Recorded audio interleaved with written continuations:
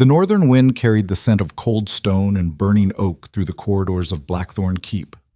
The night. 3 lords knelt before Duke Vaelor Blackthorne and begged him to show mercy. He listened to every word. He watched their lips tremble and their knees press into marble that had witnessed 100 such surrenders. And when the last of them finished speaking, Vaelor leaned forward on the obsidian throne and said the only thing a man who has survived betrayal ever learns to say. No. What happened next divided the kingdom.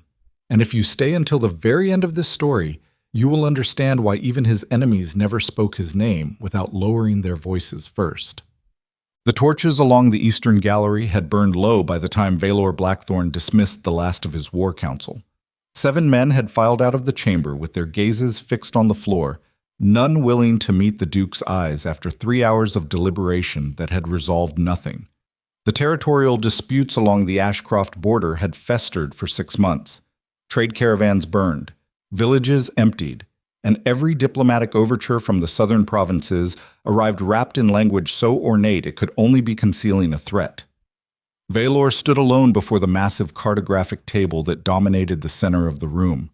Iron figurines marked troop positions across a landscape rendered in hand-painted detail, each mountain ridge and river crossing catalogued with the precision of a man who understood that geography was the skeleton upon which power hung its flesh. He picked up one of the figurines, a mounted cavalry piece representing House Ashcroft's remaining forces, and turned it slowly between his fingers.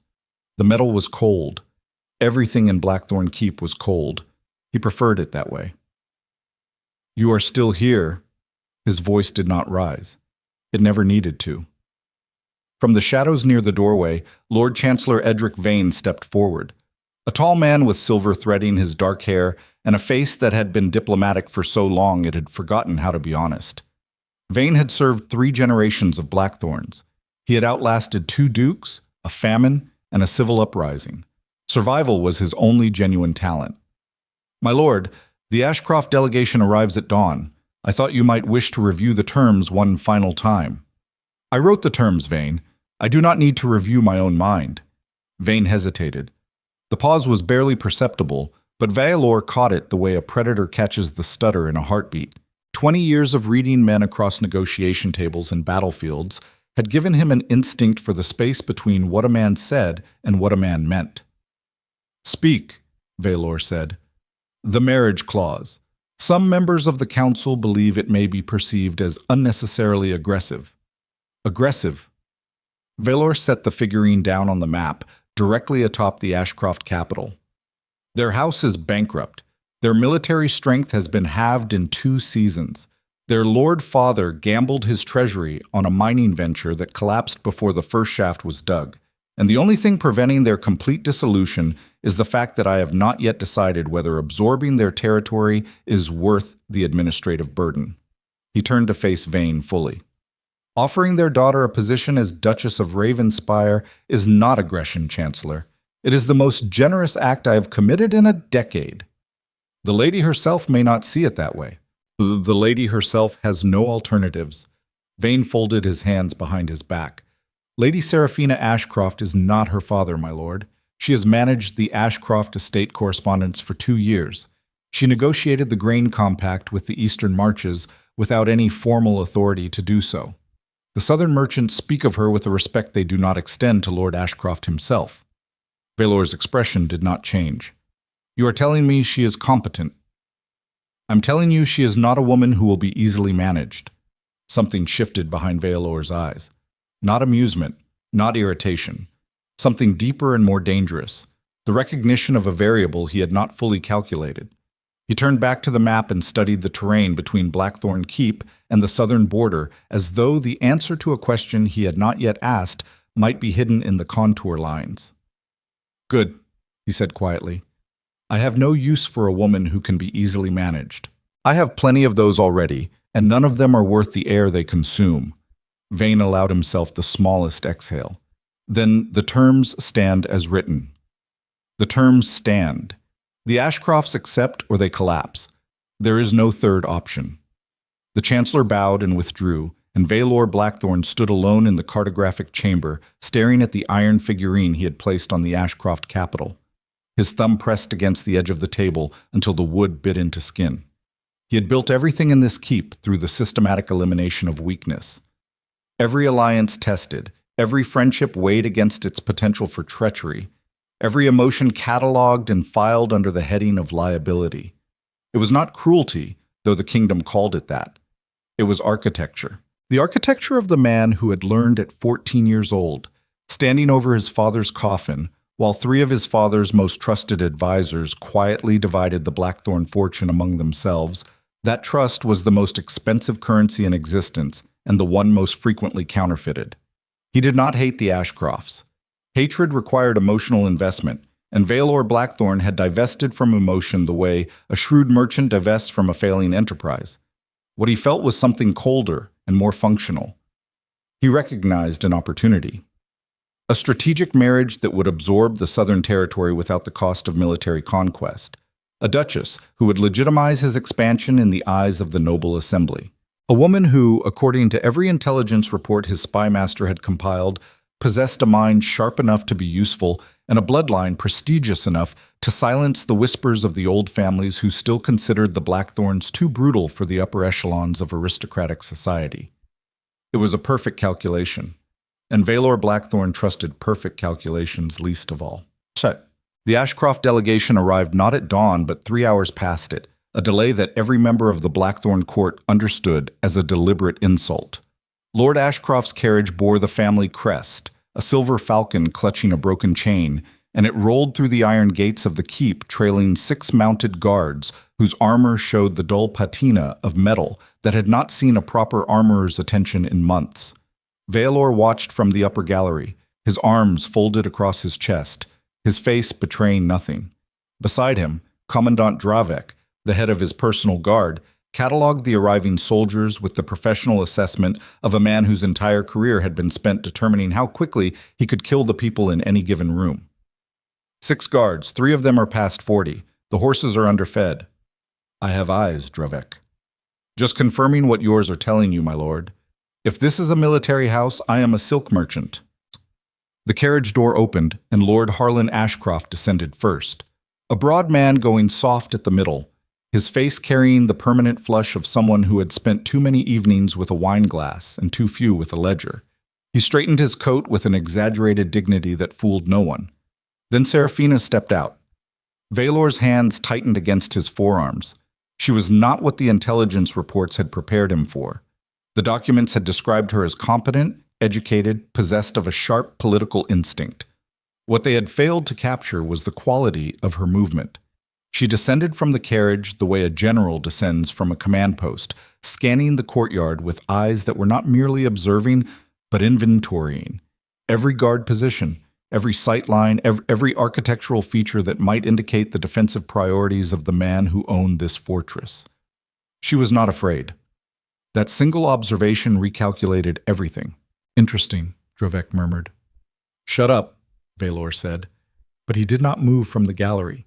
He watched as Seraphina Ashcroft placed her hand on her father's arm, not for support, but to anchor him, to prevent the old man from stumbling on the uneven cobblestones and revealing to the watching court exactly how far House Ashcroft had fallen. She was protecting him, performing the role of the dutiful daughter while executing the function of a handler managing a compromised asset. Vaelor felt something stir in the deep architecture of his strategic mind, something that was not part of the calculation.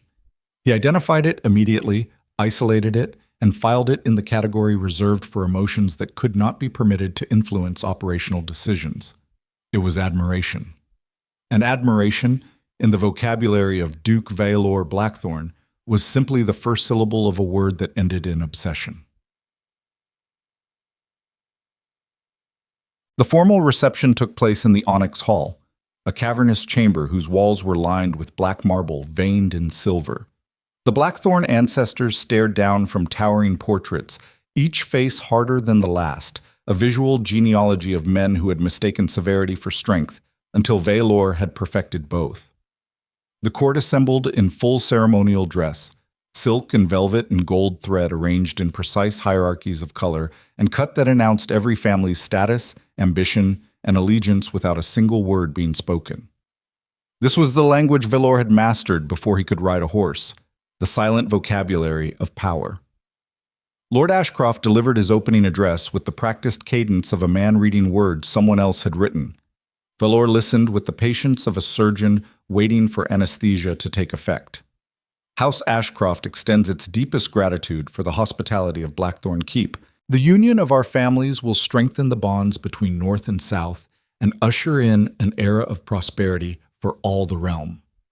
Vaelor let the silence stretch 3 beats longer than comfort allowed.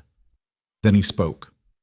Lord Ashcroft, your southern territories have experienced 17% crop failure for 2 consecutive seasons.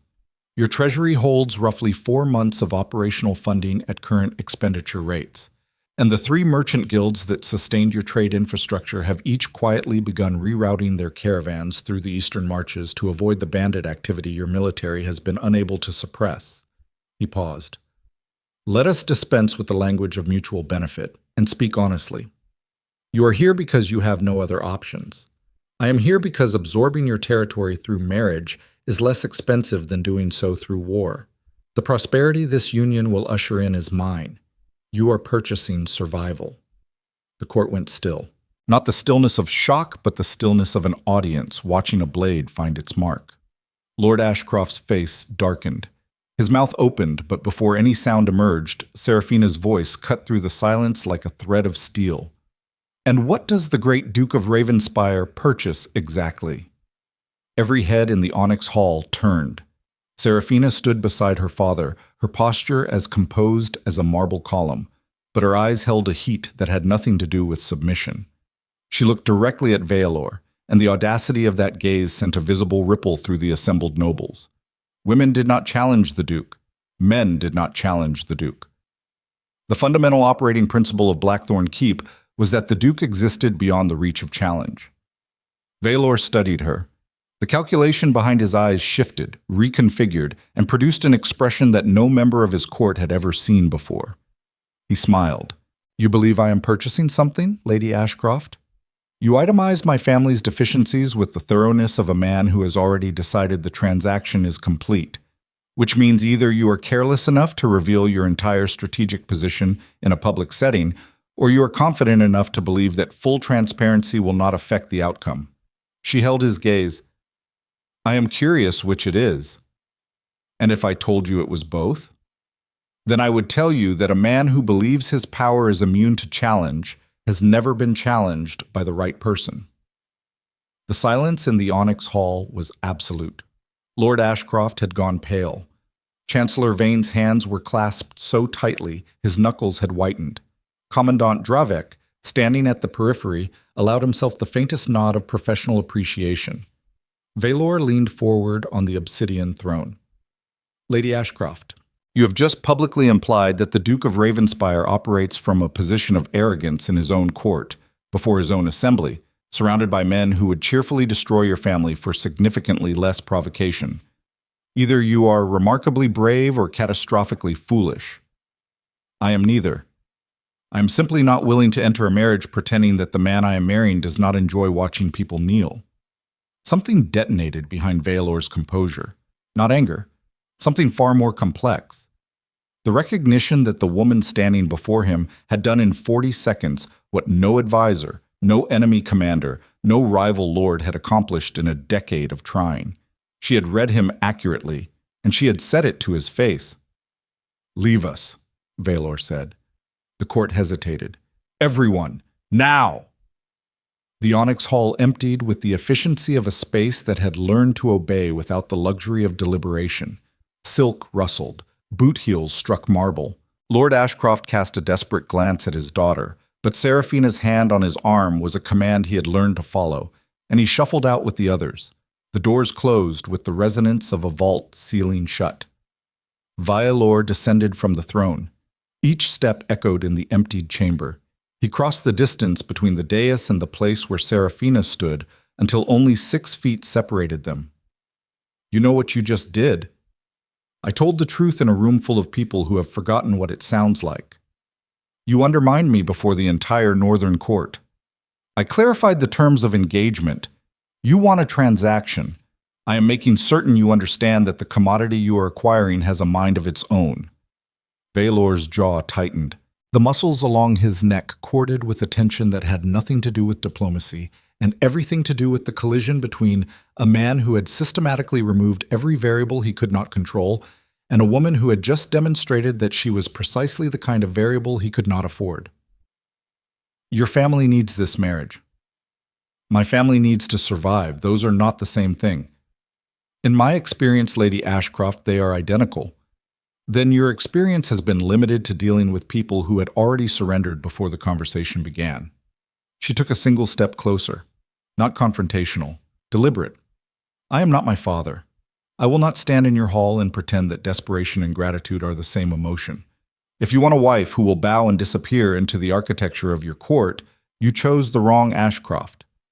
Vaelor said nothing for a long time. He studied her the way he studied maps, searching for the hidden passage, the undefended approach, the weakness that every fortification eventually revealed. And for the first time in his adult life, the terrain refused to yield its secrets.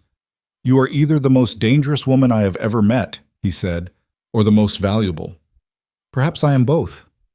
"That," Vaelor said, his voice dropping to a register that was no longer political, "is exactly what concerns me."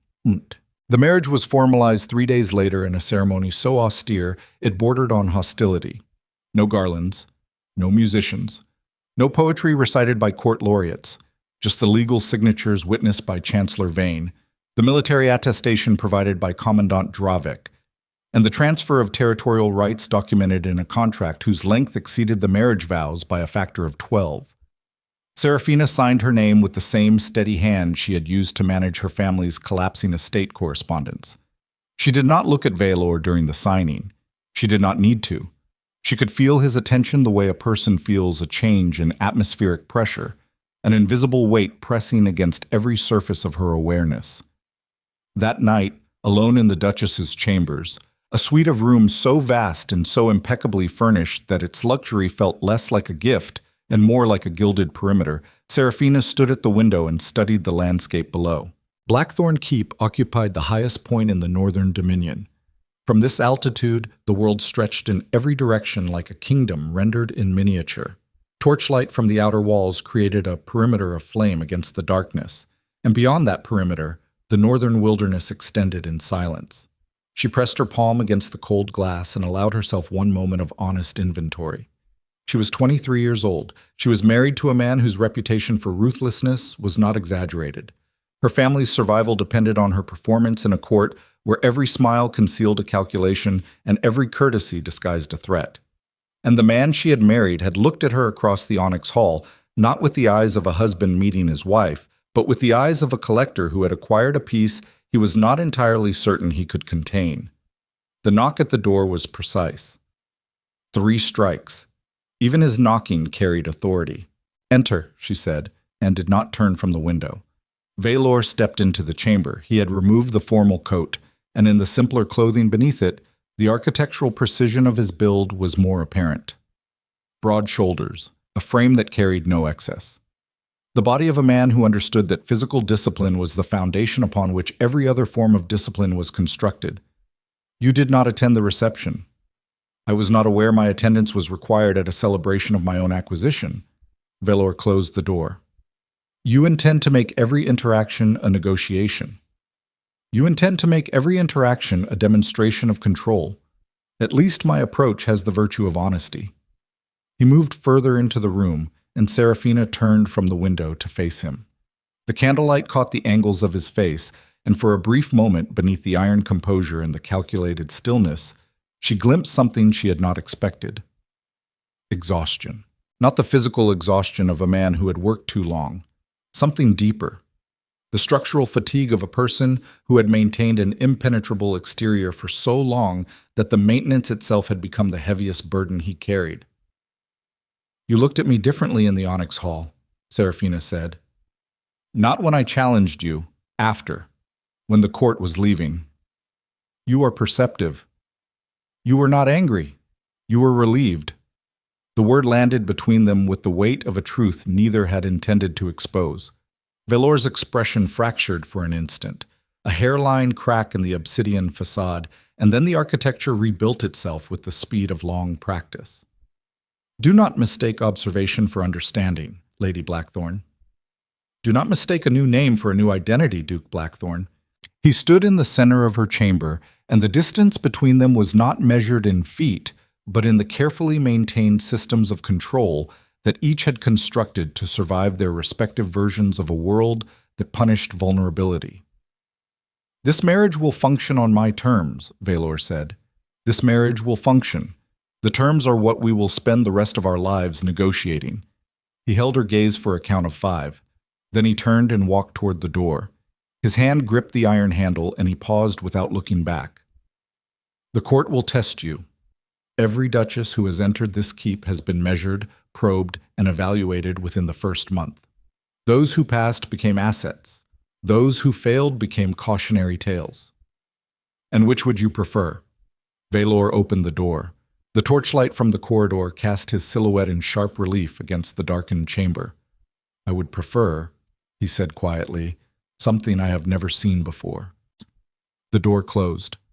Serafina stood alone in the candlelit chamber and allowed herself one breath of unguarded honesty. Her hands were trembling, not from fear, from the terrifying recognition that the man she had just married was not merely the calculating predator the world believed him to be. He was something worse. He was a calculating predator who was beginning to want something he could not calculate. And in the world of Blackthorne Keep, where every relationship was a strategic instrument and every emotion was a vulnerability, that kind of wanting was more dangerous than any army massing at the borders. Quote, the first week in Blackthorne Keep taught Serafina 3 things. First, the court operated on a system of unspoken hierarchies so complex that a single misplaced courtesy could redefine a political alliance. Second, every servant, guard, and minor official reported to someone who ultimately reported to Vaelor. The information architecture of the keep was a surveillance network disguised as a household staff. Third, she was not the only one watching. Lady Margot Delacroix appeared at Serafina's morning table on the 4th day with the ease of a woman who had perfected the art of strategic proximity. Dark-haired, sharp-featured, with a smile that never quite reached the analytical precision of her eyes. She carried herself with the confident grace of someone who understood exactly where she stood in the court's invisible hierarchy and was not satisfied with the position. The new duchess must be overwhelmed. Blackthorne Keep is not kind to newcomers. Blackthorne Keep is not kind to anyone. That appears to be its primary design feature. Margot laughed. The sound was musical and entirely manufactured. You are sharper than your predecessors. The last woman they considered for the Duke's bride wept through the first banquet and was escorted back to her family within a fortnight. Serafina poured tea with deliberate calm. How many predecessors should I be aware of?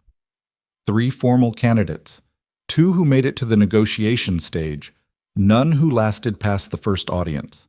Margot settled into the chair opposite with the proprietary comfort of someone who considered every room her territory. You lasted. That has generated considerable interest. Interest from whom? From everyone, Duchess. You are the most significant variable this court has encountered since the Duke himself assumed power. People are deciding whether you are an asset or a vulnerability. She leaned forward. I would recommend demonstrating very quickly that you are the former. And you are offering this advice out of genuine concern. Margot's smile widened. I'm offering this advice because I have survived in this court for 7 years, and I recognize the difference between a woman who will drown and a woman who will swim. Drowning women are tiresome. Swimming women are useful. Useful to whom? To themselves first, to their allies second. Margot's eyes held a glint that was not merely social, it was transactional. This court has factions, Duchess. The Duke controls the visible architecture of power, but beneath it, alliances shift like sand. Choose your associations carefully, because neutrality in Blackthorne Keep is not a position. It is a countdown. Serafina studied the woman across the table and performed the same rapid assessment she had used to navigate the collapsing finances of House Ashcroft.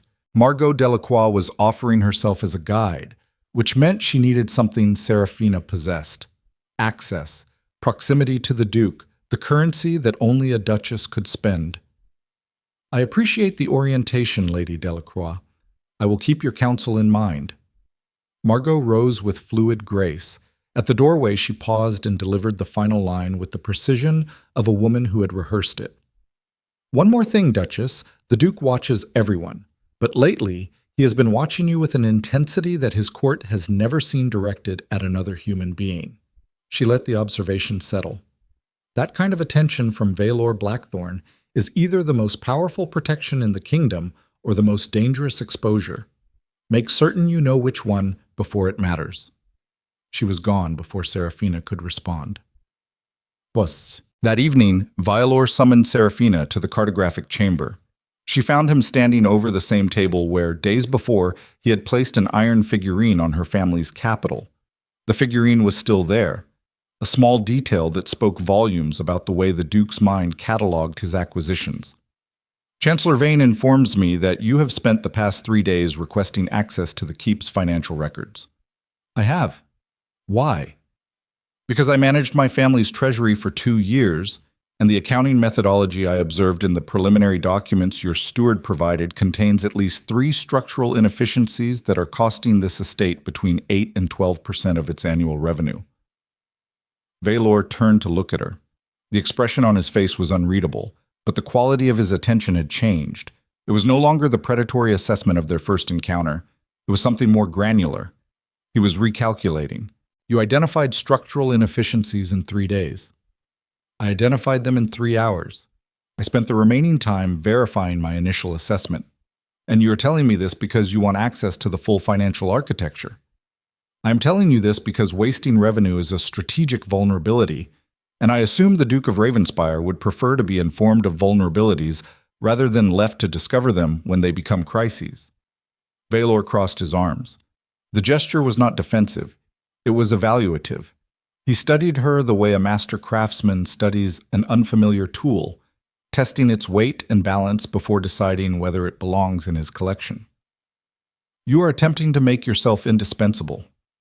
I am demonstrating that I already am. Whether you acknowledge it is your decision. The silence between them carried a charge that had nothing to do with finance or strategy. It was the electromagnetic field generated when 2 people who have spent their entire lives maintaining control suddenly find themselves in a room where control is not the only force operating. I will grant you access to the financial records, Vaelor said. All of them, including the ones Vane does not know I maintain separately. Seraphina's composure held, but something flickered in her eyes. Surprise. He was showing her a card he did not need to show. In the grammar of Vaelor Blackthorne's behavior, that was not generosity. It was a test. You want to see what I do with information I'm not supposed to have? I want to see, Vaelor said, taking 1 step closer, whether you are what I think you are. And what do you think I am? He did not answer the question. Instead, he reached past her to a shelf along the wall and retrieved a leather-bound ledger that bore no official seal, no title, no identifying marks of any kind. He placed it in her hands. Start with this. Their fingers brushed during the transfer. The contact lasted less than a second, but Seraphina felt the controlled tremor in his hand, a vibration so faint it might have been imaginary. And in that fragment of involuntary honesty, she understood something that reframed every interaction they had shared. Vaelor Blackthorne was not merely a man who controlled everything around him. He was a man who controlled everything around him because the thing inside him that he could not control terrified him more than any enemy ever had. She took the ledger. I will have a preliminary analysis by morning. I expected nothing less. She turned to leave, and his voice followed her to the doorway. Seraphina. It was the first time he had used her name, not her title, not her family designation, her name. And the way he said it carried a weight that had nothing to do with authority and everything to do with the single most dangerous word in the vocabulary of a man who had built his empire on the elimination of vulnerability. Want. She did not look back. She walked through the corridor with the ledger pressed against her chest, and the sound of her name and his voice echoing through the architecture of her composure like a crack spreading through stone. 3 nights later, the first note appeared. Serafina found it slipped beneath the door of her private study, a room she had claimed on the second floor of the eastern wing and furnished with the administrative severity of someone who intended to work rather than decorate. The paper was unmarked. The handwriting was careful, deliberate, disguised. 4 words. The Duke has enemies. She held the note and felt the temperature of the room change. Not physically, strategically. Someone in Blackthorne Keep had decided that the new Duchess was either an ally to be recruited or a pawn to be manipulated, and either interpretation meant that the political architecture Vaelor had constructed was not as impregnable as it appeared. She locked the note in the same drawer where she kept the unmarked ledger and sat in the darkness of her study, listening to the wind batter the towers of Blackthorne Keep. Somewhere in this fortress, behind the obsidian walls and the surveillance networks and the carefully maintained hierarchies of fear and obedience, a conspiracy was breathing, and it had just invited her in. Serafina did not sleep that night. She sat at the desk in her private study with the anonymous note flattened beneath her palm and the unmarked ledger open to the 7th page, where a column of figures told a story that no one in Blackthorne Keep had intended her to read. Payments. Quarterly disbursements routed through 3 separate accounts to a name that appeared nowhere in the official Treasury records. Lord Aldrich Wren. The amounts were not extravagant. They were calibrated, precise enough to accomplish their purpose and modest enough to avoid triggering the scrutiny of the Duke's stewards. Whoever had designed this financial architecture understood that the most effective theft was the kind that looked like routine. She traced the figures with her fingertip and felt the weight of the discovery settle into her chest like cold iron. The ledger Vaelor had given her was not a test of her competence. It was a trapdoor. He had handed her this key to a room he wanted opened, but could not open himself without revealing that he suspected what was inside. He knew, or he suspected, and in the operational vocabulary of Vaelor Blackthorne, suspicion and certainty occupied the same category. Both demanded action. The question that kept Serafina awake was simpler and more dangerous than any financial discrepancy. Why had he chosen her to find it? Morning in Blackthorne Keep arrived without warmth. The northern light filtered through leaded glass windows and painted everything in shades of gray and silver, and the corridors filled with the precise choreography of servants who had learned to move through the Duke's domain the way water moves through a channel, following the path of least resistance, making no sound that had not been authorized. Serafina dressed without assistance. She had dismissed the ladies-in-waiting Chancellor Vane had assigned to her on the 2nd day, a decision that had rippled through the court's gossip networks with the velocity of a stone dropped into still water. Duchesses did not dress themselves. Duchesses did not walk unattended through the lower corridors. Duchesses did not request access to the armory training schedule or ask the head cook for a detailed breakdown of the keep's monthly provisioning costs. Serafina did all of these things, and the court could not decide whether she was brilliant or insane. She found Vaelor in the eastern courtyard, watching Commandant Dravek put a company of soldiers through formation drills. The Duke stood with his back against a stone column, arms folded, his attention divided between the military exercise and something internal that no observer could access. He did not acknowledge her approach. He did not need to. The subtle shift in his posture, a straightening of the spine so minimal it might have been involuntary, told her he had been aware of her presence before she had entered the courtyard. Lord Aldrich Wren, Serafina said. No preamble, no diplomatic cushion. Vaelor's expression did not change. What about him? Quarterly payments from an unregistered account, consistent for at least 18 months, routed through intermediaries designed to obscure the origin of the funds but not the destination. You found this in the ledger. I found the ledger remarkably honest for a document that was never supposed to be read by anyone outside your private study.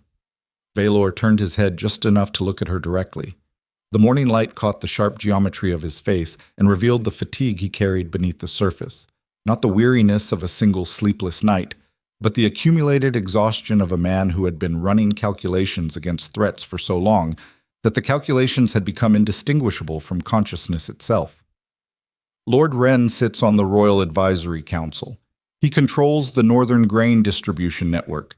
He has alliances with 4 minor houses and a trading relationship with the Eastern Marches that predates my tenure as Duke by a decade. Vaelor returned his gaze to the drilling soldiers. He is also, in my assessment, the single most dangerous man in this court. Then why is he still in this court? Because removing a man like Wren without evidence creates a vacuum. Vacuums invite instability. Instability invites opportunity for every ambitious minor lord who has been waiting for a crack in the architecture. So you handed me the ledger. I handed you a financial document. What you found in it was your decision. Serafina studied his profile. The controlled stillness, the deliberate misdirection embedded in every sentence. He had given her the ledger knowing exactly what it contained, knowing she would find the discrepancies, knowing she would bring them to him. And he had structured the entire exchange so that the discovery appeared to originate from her initiative rather than his direction. He was using her. The recognition should have produced anger. Instead, it produced something more complex. The understanding that being used by Vaelor Blackthorne was not the same as being dismissed. It was the opposite. He used only the instruments he considered precise enough to trust with operations he could not execute through conventional channels. "What do you need?" she said. "I need to know where the money goes after it reaches Wren, who he pays, what he buys, what network he is constructing beneath the surface of this court." "You are asking me to spy on a member of your own advisory council. I'm asking you to do what you have already demonstrated a talent for, reading the numbers that other people assume are too boring to examine." Serafina inhaled. The cold northern air burned the inside of her lungs, and the sensation clarified something she had been refusing to name. She was not merely a political bride surviving a hostile court. She was being recruited into the private intelligence apparatus of the most dangerous man in the kingdom. And the recruiter was her husband. "If I do this, and Wren discovers what I'm doing, the consequences fall on me, not on you. If Wren discovers what you are doing, I will personally dismantle everything he has built and scatter the remains across the northern frontier." The words carried no theatrical weight. They were delivered with the flat certainty of a man describing a mechanical process. "No one in this court touches you, Serafina. That is not a promise. It is a structural fact." She held his gaze and searched for the lie. The manipulation. The hidden angle that every interaction with Vaelor Blackthorne inevitably contained, and she found it, but not where she expected. The hidden angle was not strategic, it was personal. His hand, resting against his folded arm, had tightened imperceptibly. The tendons along his forearm were rigid beneath the fabric of his sleeve. He was not merely issuing an operational directive, he was declaring a territory. "No one touches you." The possessiveness in the statement was not metaphorical. It was the raw signal of a man whose operating system could not distinguish between protecting something and owning it, because in the architecture of his survival, those two functions had been fused together since the day he stood over his father's coffin and learned that everything a man fails to claim will be taken from him. "I will need access to the council's correspondence archives," Serafina said. "Done. And I want Margot Delacroix's background file. The real one. Not the social record your chancellor maintains for diplomatic purposes." Something shifted in Vaelor's expression, a flicker of reassessment. "You suspect Delacroix. I suspect everyone. You taught me that." "I did not teach you anything. You arrived already knowing it." He turned and walked back toward the keep, and Serafina watched him go and felt the ground beneath her shifting from the stable terrain of a political marriage into something far less predictable. She was no longer navigating a transaction. She was navigating a man. And the man was beginning to need her in ways that his architecture of control had never been designed to accommodate. The correspondence archives occupied a series of locked chambers beneath the eastern tower. Serafina spent 4 days inside them, emerging only for meals she took alone in her study and brief appearances at court functions where her presence was required to maintain the appearance of a dutiful duchess settling into her role. The documents told a story that the official records had been carefully edited to obscure. Lord Aldrich Wren had spent the better part of 3 years building a coalition of dissatisfied minor houses. The methodology was elegant. He never approached them directly. Instead, he cultivated intermediaries, merchants, and minor officials who carried messages embedded in trade agreements and supply contracts. A request for grain allocation would contain a paragraph of seemingly routine logistical language that, when cross-referenced with similar paragraphs in other documents, formed a coherent communication network operating entirely beneath the surface of legitimate commerce. Serafina mapped the network on a sheet of parchment she kept locked in the unmarked ledger. 14 houses, 3 merchant guilds, 2 military commanders stationed at border fortifications whose loyalty to the Duke had been quietly purchased with promises of territorial governance in a post-Blackthorne administration. The scope of it turned her stomach cold. This was not a conspiracy. It was an alternative government, assembled in silence, waiting for the signal to activate. On the 5th evening, she brought her findings to the cartographic chamber. Vaelor was already there, standing in his habitual position before the map table, and the posture struck her differently than it had before. She had initially read it as command, the Duke surveying his domain. Now she recognized it as something else. Vigil. The man standing guard over the only thing he had ever built that gave his existence meaning.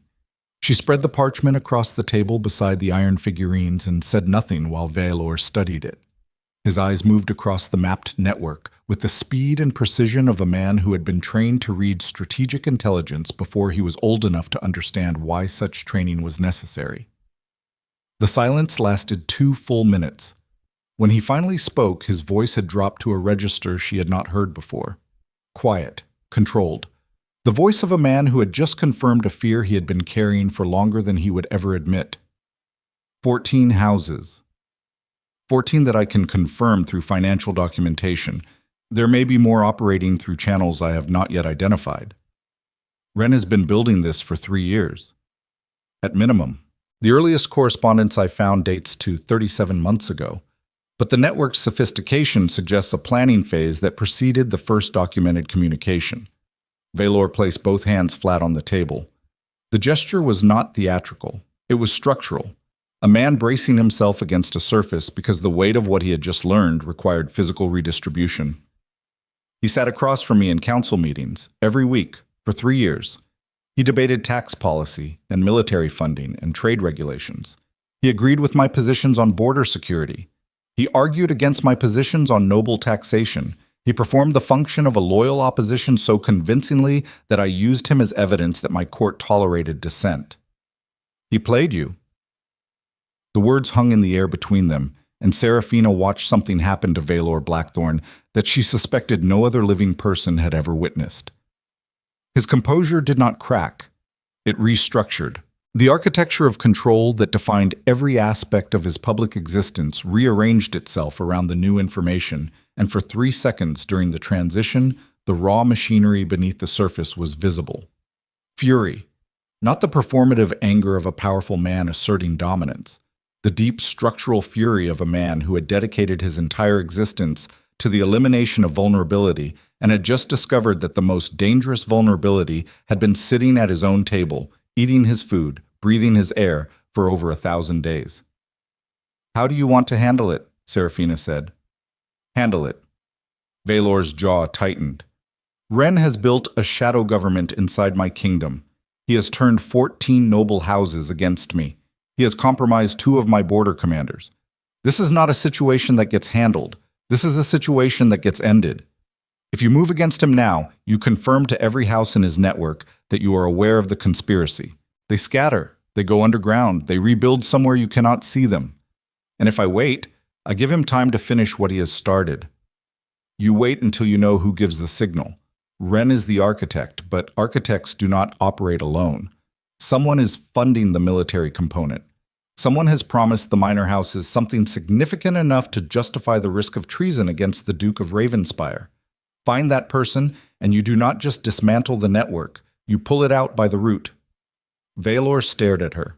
The fury was still there, banked behind his eyes like coals beneath ash, but layered over it now was the same expression she had seen the night he had come to her chamber, the look of a man confronting something he had not included in his calculations.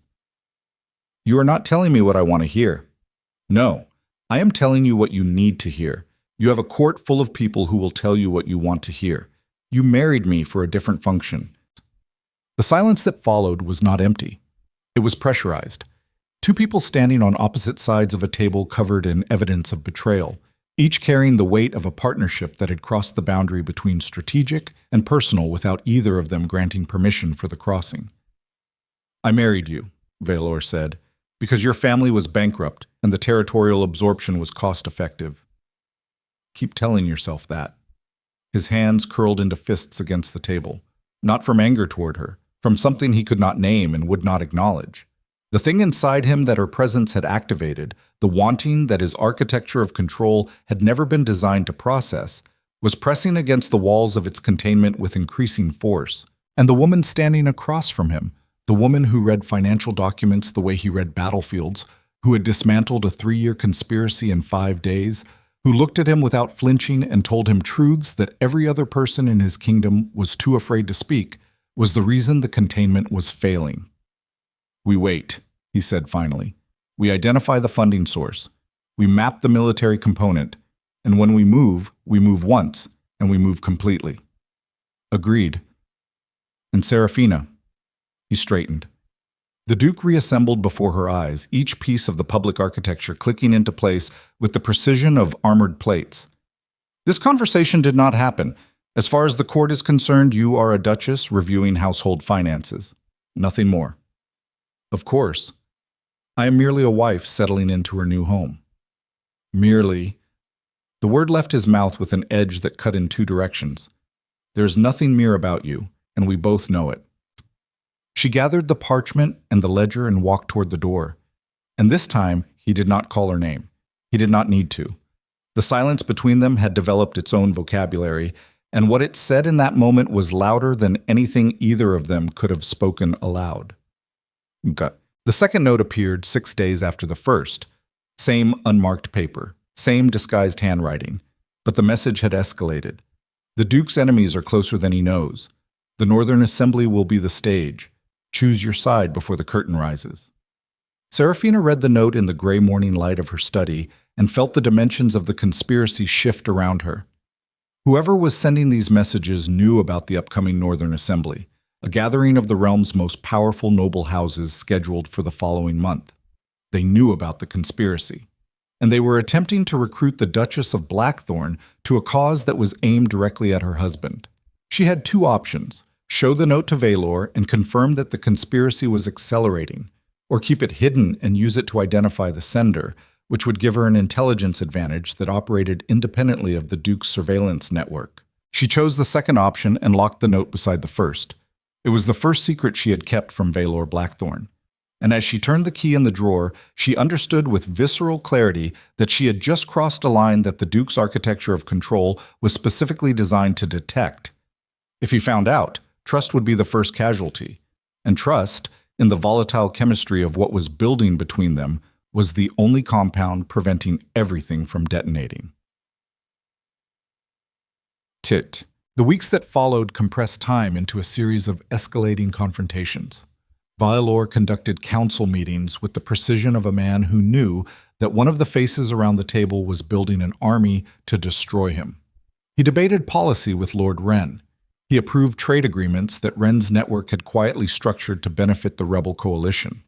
He performed the role of a duke who suspected nothing, while his internal machinery cataloged every inconsistency, every misplaced word, every glance that lasted a fraction of a second too long. Serafina watched him from her position in the gallery above the council chamber, and the thing she felt was not pity. Pity was a luxury reserved for people who did not understand what it cost to maintain control, while the foundation beneath you was being systematically hollowed out. What she felt was recognition, the bone-deep understanding of what it means to carry knowledge that you cannot share, to see the betrayal assembling itself in real time and to hold your response in check because the timing is not yet right. She had lived that way for 2 years in her father's house, managing the collapse, maintaining the facade, negotiating with creditors who smiled across the table while calculating how to strip the Ashcroft name down to its component parts. The difference was scale. In House Ashcroft, the stakes had been financial ruin. In Blackthorne Keep, the stakes were measured in blood. Lady Margot Delacroix continued her campaign of strategic friendship. Weekly tea. Casual observations about court dynamics delivered with the precision of intelligence briefings.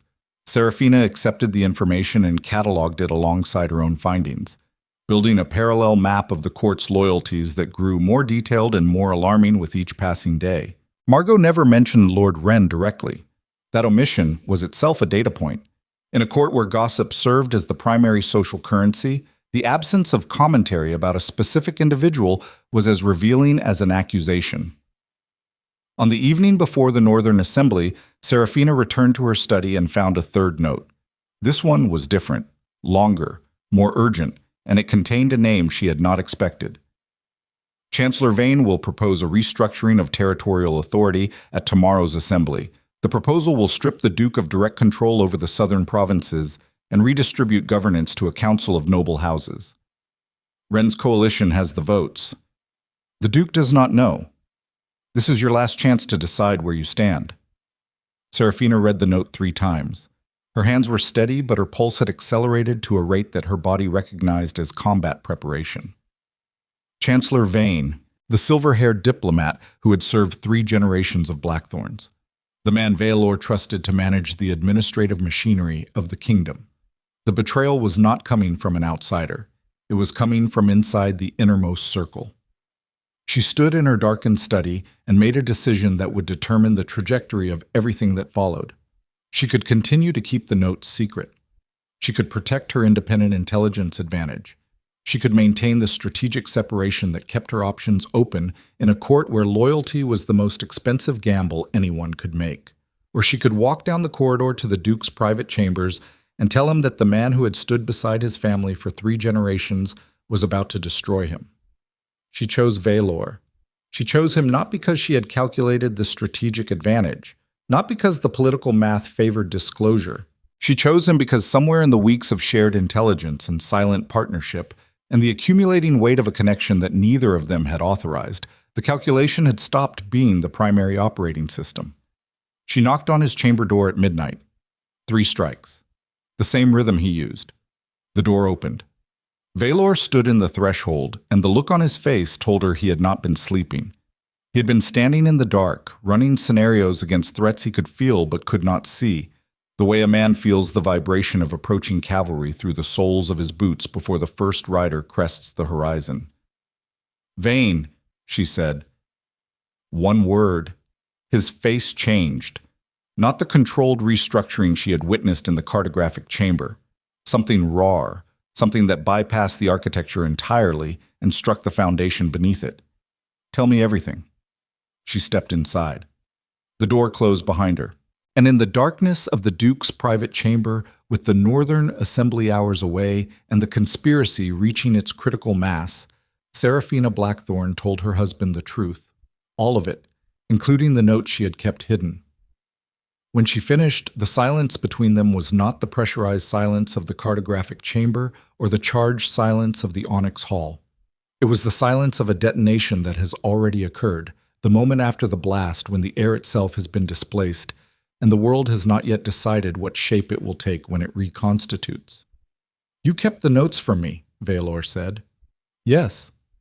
You had intelligence about a direct threat to my rule and you chose to withhold it." "Yes." "Why?" "Because I needed to know whether my loyalty to you was a strategic calculation or something I actually felt. I could not know that while I was still keeping options open." Vaelor stared at her in the darkness.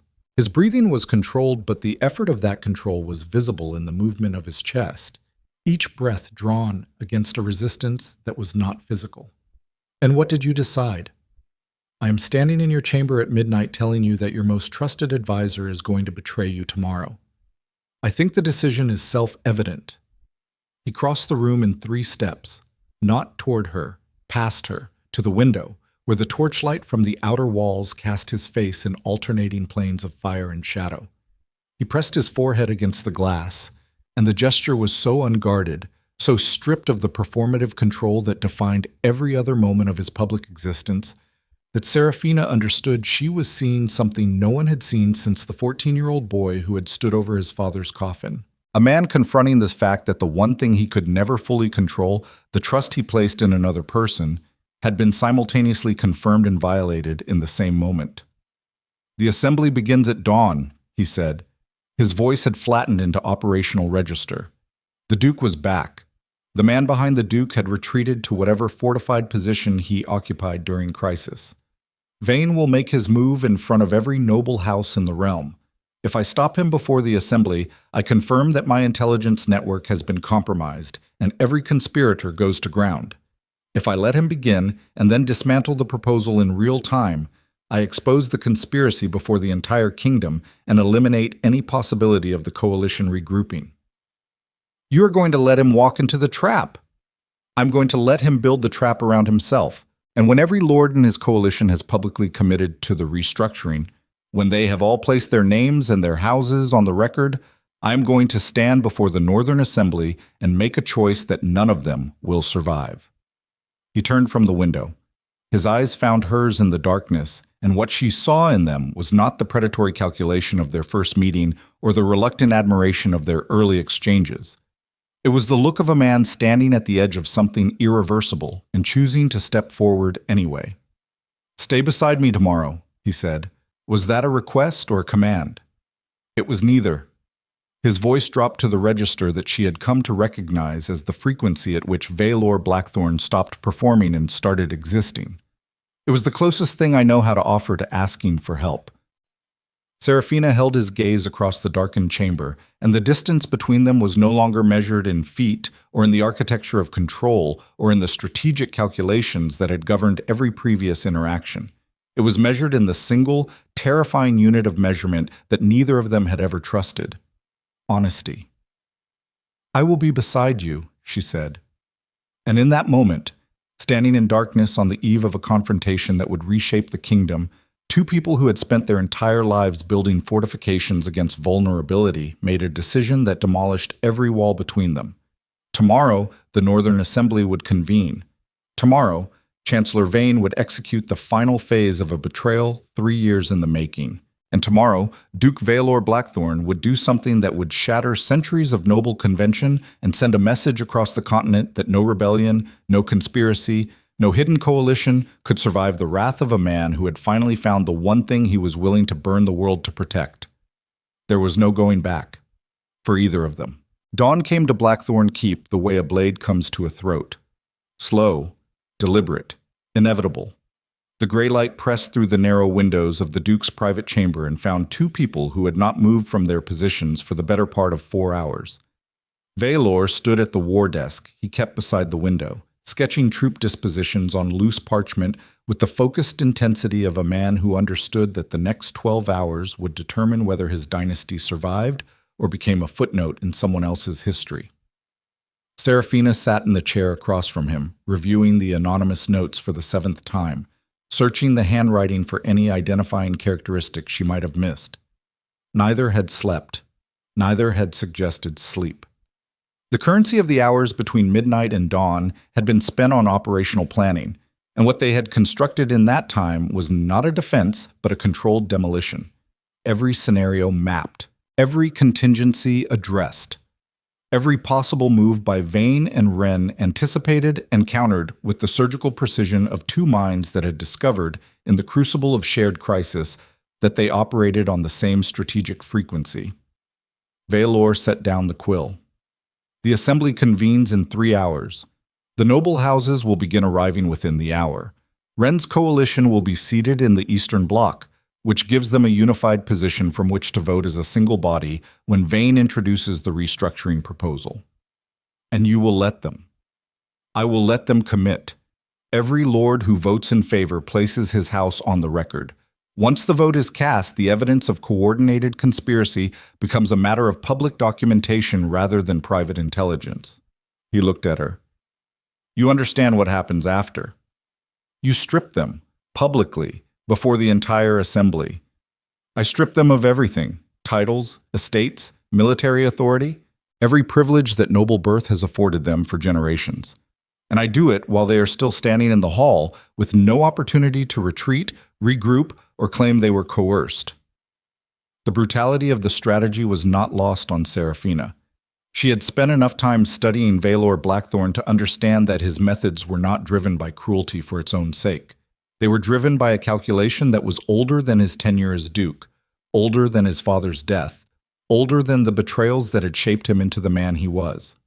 The calculation was simple. Mercy invited repetition. Compassion signaled weakness. And weakness, in the ecosystem of aristocratic power, was an extinction-level event. She did not agree with the calculation, but she understood it the way a field surgeon understands amputation. Sometimes the only way to save the body is to cut away the part that is killing it. "There is something you are not telling me," she said. Vaelor's hand paused over the parchment, a fraction of a second, barely detectable. But she had spent weeks learning to read the microexpressions that his public architecture was designed to suppress, and that pause was the equivalent of another man shouting. "Vane has served my family for 30 years, he said.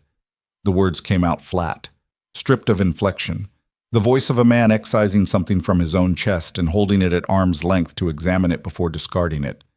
"He taught me to read strategic documents when I was 9 years old. He stood beside my father's coffin and placed his hand on my shoulder and told me that the Blackthorne legacy would not end with a boy. He was the first person in my life who looked at a 14-year-old orphan surrounded by vultures and said, 'I will help you survive this.'" Serafina said nothing. The silence was not empty. It was the space she was holding for him to finish. "And now I will stand before the kingdom and destroy him." Vaelor's jaw tightened. The muscles along his neck drew taut as cable. "Every man has a load-bearing wall, Serafina, the one structural element that, if removed, brings the entire architecture down. Vane was mine. And the fact that I did not see the corruption until you showed it to me means that my architecture has been compromised for longer than I am willing to calculate. That is not a flaw. That is what trust costs. Then the price is too high. The price is always too high. That does not mean you stop paying it." He looked at her, and for one unguarded moment, the Duke of Ravenspire was not a political instrument or a strategic machine or the most feared man on the continent. He was a man standing on the far side of a betrayal that had reached into the deepest chamber of his personal history and extracted the one thing he had believed was safe. Then the architecture rebuilt itself. The walls went up. The operational composure locked into place. And when he spoke again, his voice carried the cold clarity of a man who had finished grieving and was ready to act. 3 hours, get dressed, wear the Blackthorne colors. I always wear the Blackthorne colors. Today it matters. The Great Assembly Hall of Blackthorne Keep had been constructed 3 centuries earlier by a duke whose ambition had exceeded his architectural taste. The result was a chamber of overwhelming scale. Vaulted ceilings supported by columns of black granite, walls hung with banners representing every noble house in the northern dominion. The floor was polished obsidian that reflected torchlight like dark water, and the effect, whether intentional or not, was of standing on the surface of something bottomless. By mid-morning, the hall was full.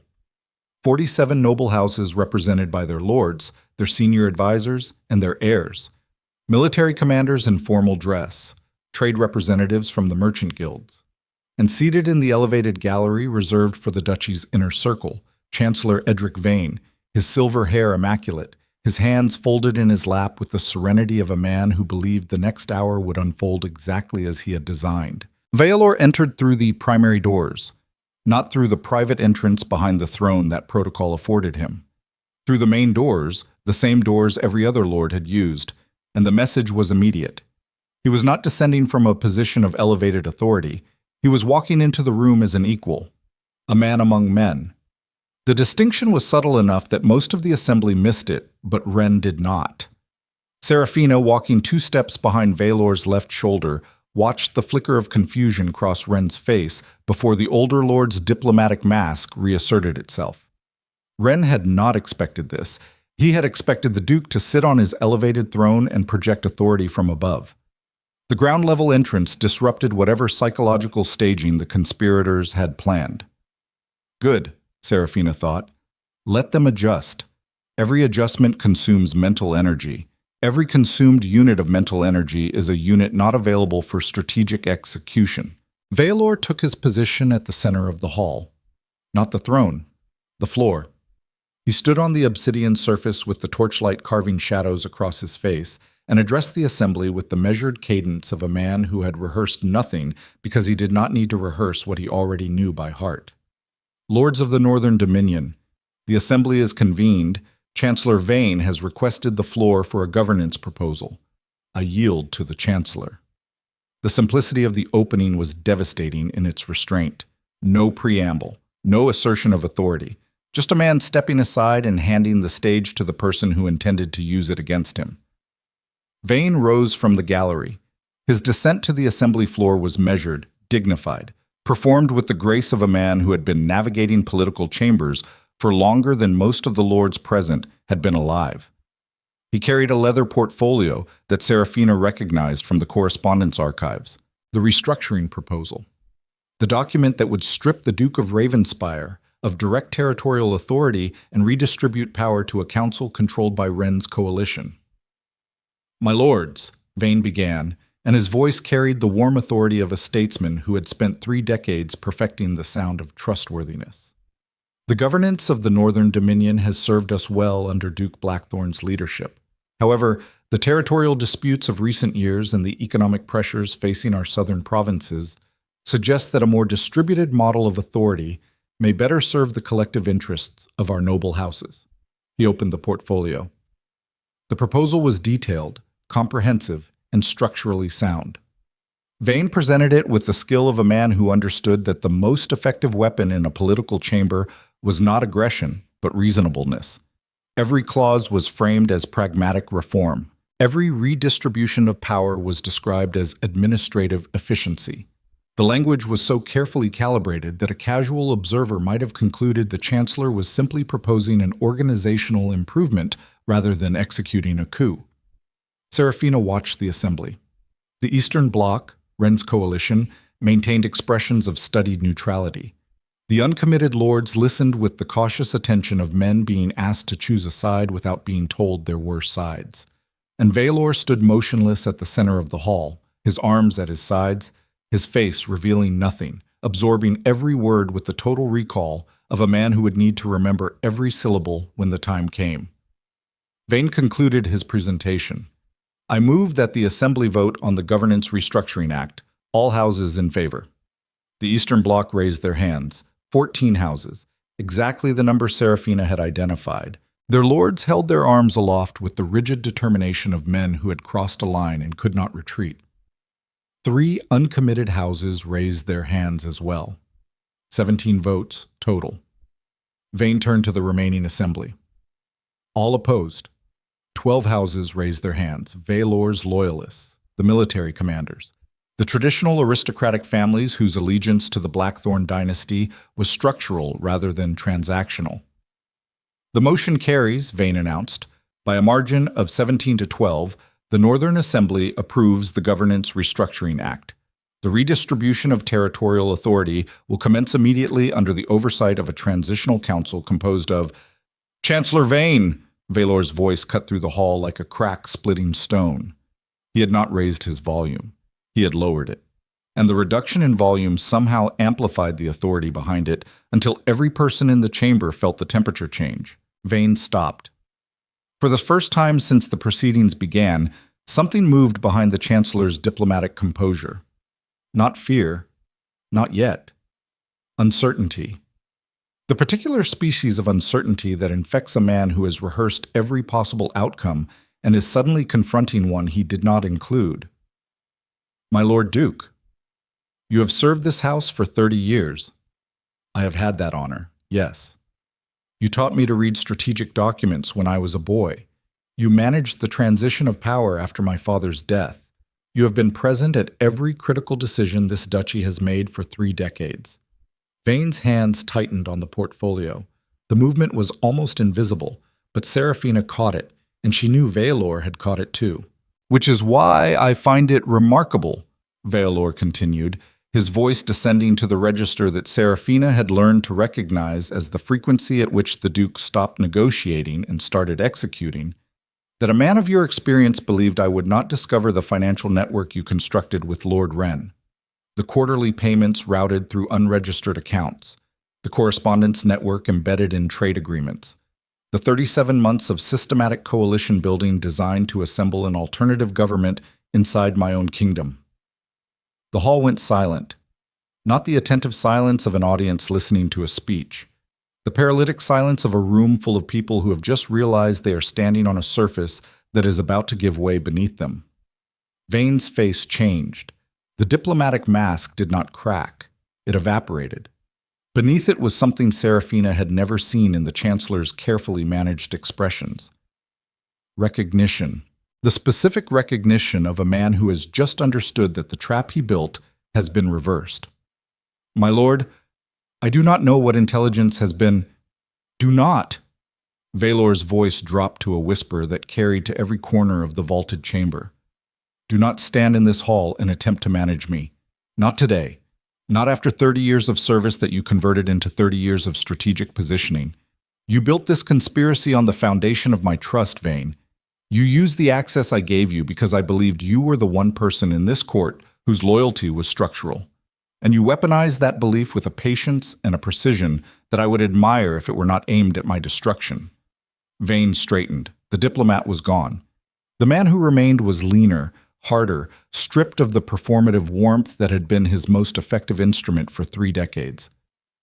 The restructuring is legal. The vote has been cast. The Assembly has spoken. The Assembly has been manipulated by a coalition you spent 3 years constructing in secret. Every lord who voted in favor did so as part of a coordinated conspiracy to overthrow the governance of this duchy. That is not reform, Chancellor. That is treason. And treason does not become legitimate because you dressed it in parliamentary procedure. Vaelor turned to face the Assembly. His gaze swept across the hall, and every lord who had raised a hand in favor of the restructuring felt the weight of that gaze land on them individually, precisely, like a targeting mechanism locking onto successive positions. 17 houses voted to strip my authority. 14 of those houses have been receiving financial support, strategic coordination, and military guarantees from Lord Aldrich Wren through a network that Chancellor Vane administered from inside my own council. The remaining 3 were recruited within the last month through promises that I will allow each of them to explain to me personally before I decide their fate. Lord Wren rose from the Eastern Bloc. His face had gone the color of old parchment, but his voice held steady.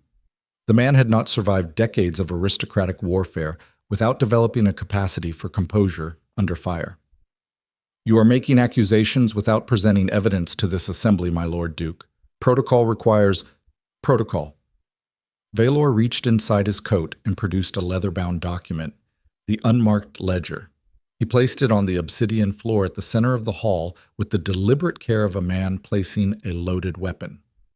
Every payment, every correspondence, every name, every date, every amount, documented by the forensic financial analysis of the Duchess of Blackthorne, whose competence with numbers exceeds the competence of every accountant Lord Wren employed to conceal his activities. The Assembly's attention shifted to Serafina. She stood at the periphery of the hall, and the weight of 47 noble houses focusing on her simultaneously was a physical force. She did not flinch. She met their scrutiny with the same composure she had used to face Vaelor in the Onyx Hall on the day they met. And the memory of that moment, the woman who had told a duke he enjoyed watching people kneel, anchored her against the pressure. Wren's composure began to fragment. The Duchess has been in this court for barely 2 months. She has no authority to conduct investigations into the financial affairs of— She has the authority I gave her, and the findings she produced have been independently verified by Commandant Dravik's intelligence division. Vaelor paused. The pause was surgical. You are standing in my hall, Lord Wren, surrounded by the evidence of your conspiracy, with every conspirator's name on the public record because you were kind enough to have them vote in front of witnesses. There is no version of the next 5 minutes that ends with you retaining your title, your estates, or your position in this court. Vaelor turned back to the Assembly. When he spoke, his voice carried the absolute finality of a man issuing a verdict rather than a proposal. The Governance Restructuring Act is void. The 17 houses that voted in favor are hereby placed under investigation for conspiracy against the duchy. Effective immediately, Lord Aldrich Wren is stripped of his title, his estates, and his seat on the Royal Advisory Council. Chancellor Edric Vane is stripped of his position and all privileges associated with his office. The hall erupted, not with sound but with movement, lords shifting in their seats, advisors leaning toward their principals, military commanders placing hands on sword hilts, the choreography of a political chamber realizing that the ground beneath it had just been permanently rearranged. Vane remained motionless at the center of the floor. The portfolio hung from his hand like the remnant of a structure that had already collapsed. He looked at Vaelor, and what passed between them in that moment was not the confrontation of political adversaries, but the far more devastating collision of two men who had known each other for 30 years and were now standing on opposite sides of a chasm that one of them had spent 3 years digging. "You were never just a boy standing over his father's coffin," Vane said quietly. The words were meant only for Vaelor, but the acoustics of the hall carried them to every corner. "You were always the most dangerous person in the room. I simply decided I would rather be the one who controlled you than the one who served you. And now you are neither." Vane set the portfolio on the obsidian floor. He straightened his coat. He looked at Vaelor one final time with an expression that contained something Serafina had not expected. Not regret, not defiance, resignation. The particular resignation of a man who has played his best hand and watched it lose. "The boy I mentored would have negotiated. The boy you mentored died the day he realized his mentor was building an army against him." Guards escorted Vane from the hall. The doors closed behind him with a resonance that every person present understood was not merely the end of a political career, but the end of an era. 30 years of Blackthorne governance severed in a single morning. Vaelor addressed the remaining assembly for another 40 minutes. The terms were absolute: confiscated estates, redistributed territories, exile for the primary conspirators, conditional pardons for the 3 houses that had joined the coalition under recent pressure and could demonstrate they had not participated in the original conspiracy. By noon, it was finished. The Northern Assembly had witnessed something unprecedented. A duke who had dismantled a 3-year conspiracy in a single session, stripped his own chancellor of power before the entire aristocratic body, and restructured the political landscape of the kingdom with the ruthless efficiency of a man who had decided that the cost of mercy exceeded the cost of destruction. The hall emptied. The banners hung motionless in the still air. The obsidian floor reflected the dying torchlight like a mirror of dark water. Serafina found Vaelor in the cartographic chamber. He was standing in his habitual position before the map table, but his posture was different. The commanding rigidity was gone. His shoulders carried a weight that was not physical, and his hands rested on the table's edge with a grip that was not strategic but structural. He was holding himself upright. She closed the door and stood in silence, giving him the space to be whatever he needed to be without an audience calibrating his performance. "It is done," he said. "It is done." 30 years. His voice held a texture she had never heard. Rough. Abraded. The sound of a man whose internal architecture had sustained damage that would take longer to repair than the political crisis that caused it. He was the first person who ever told me I could survive, and I just erased him from the history of this house as though he never existed. You did what the situation required. I know. That is not the part that concerns me. He turned to face her. His eyes were not the cold strategic instruments she had grown accustomed to. They were raw, exposed. The eyes of a man looking at the wreckage of something he had spent his entire adult life constructing and realizing that the wreckage was not the conspiracy or the political fallout, but something far more personal. The part that concerns me is that I felt nothing. When the guards took him out. When I stripped him of everything. When I looked at the man who raised me from a boy into a duke and sentenced him to exile. I felt nothing, Serafina. And a man who can do that to someone he trusted for 30 years and feel nothing is not a man who should be trusted with the kind of power I hold. The admission landed between them with the weight of a foundation stone being removed from a building that was still standing. Serafina crossed the room. She stopped at the edge of the table, close enough that the space between them was no longer diplomatic or strategic, but human, close enough to see the tremor in his jaw that his voice had been too controlled to reveal. You did not feel nothing, she said. You felt everything, and you locked it down because feeling it in that room, in front of those people, would have been the one weakness your enemies could have used against you. That is not emptiness, Vaelor. That is the cost of the architecture you built to survive. And if the architecture is the thing that is destroying me, then you build something different. I do not know how to build something different. I have been building the same structure since I was 14 years old. Control, calculation. the systematic elimination of every variable that cannot be predicted and managed. That is not a strategy, Serafina. It is the only version of myself I know how to be. She reached across the table and placed her hand over his. The contact was deliberate, not romantic, not performative. The gesture of a person who understood that the man in front of her was standing at the edge of a transformation he could not execute alone because the skills that had brought him to this point were the same skills that were preventing him from moving forward. Then learn a new version. His hand turned beneath hers. His fingers closed around her wrist. Not tightly, not possessively, with the careful pressure of a man holding something he was terrified of breaking. I do not know if I can. You do not know if you can trust someone who is not trying to use you. You do not know if you can let a decision be made by something other than strategic calculation. You do not know if you can stand in a room with another person and allow them to see the parts of you that the Duke's architecture was built to hide. She held his grip and did not pull away. But you already have. Tonight. In this room. And the fact that it terrifies you is the proof that it is real. Vaelor Blackthorne stood in the cartographic chamber of his keep, surrounded by maps and iron figurines and the institutional machinery of a dynasty he had built through the systematic application of control, and he felt the foundation shift beneath him. Not the political foundation. That was secure. He had crushed the conspiracy, eliminated the threat, reasserted his authority with a decisiveness that would prevent any similar challenge for a generation. The foundation that shifted was personal. The load-bearing wall that Vane's betrayal had demolished was not going to be replaced by another version of the same structure. The architecture of control that had sustained him since adolescence had reached its terminal limit. It had protected him from everything except the one threat it was never designed to address, the threat of needing someone. Outside the chamber, the keep was reorganizing itself around the aftermath of the assembly.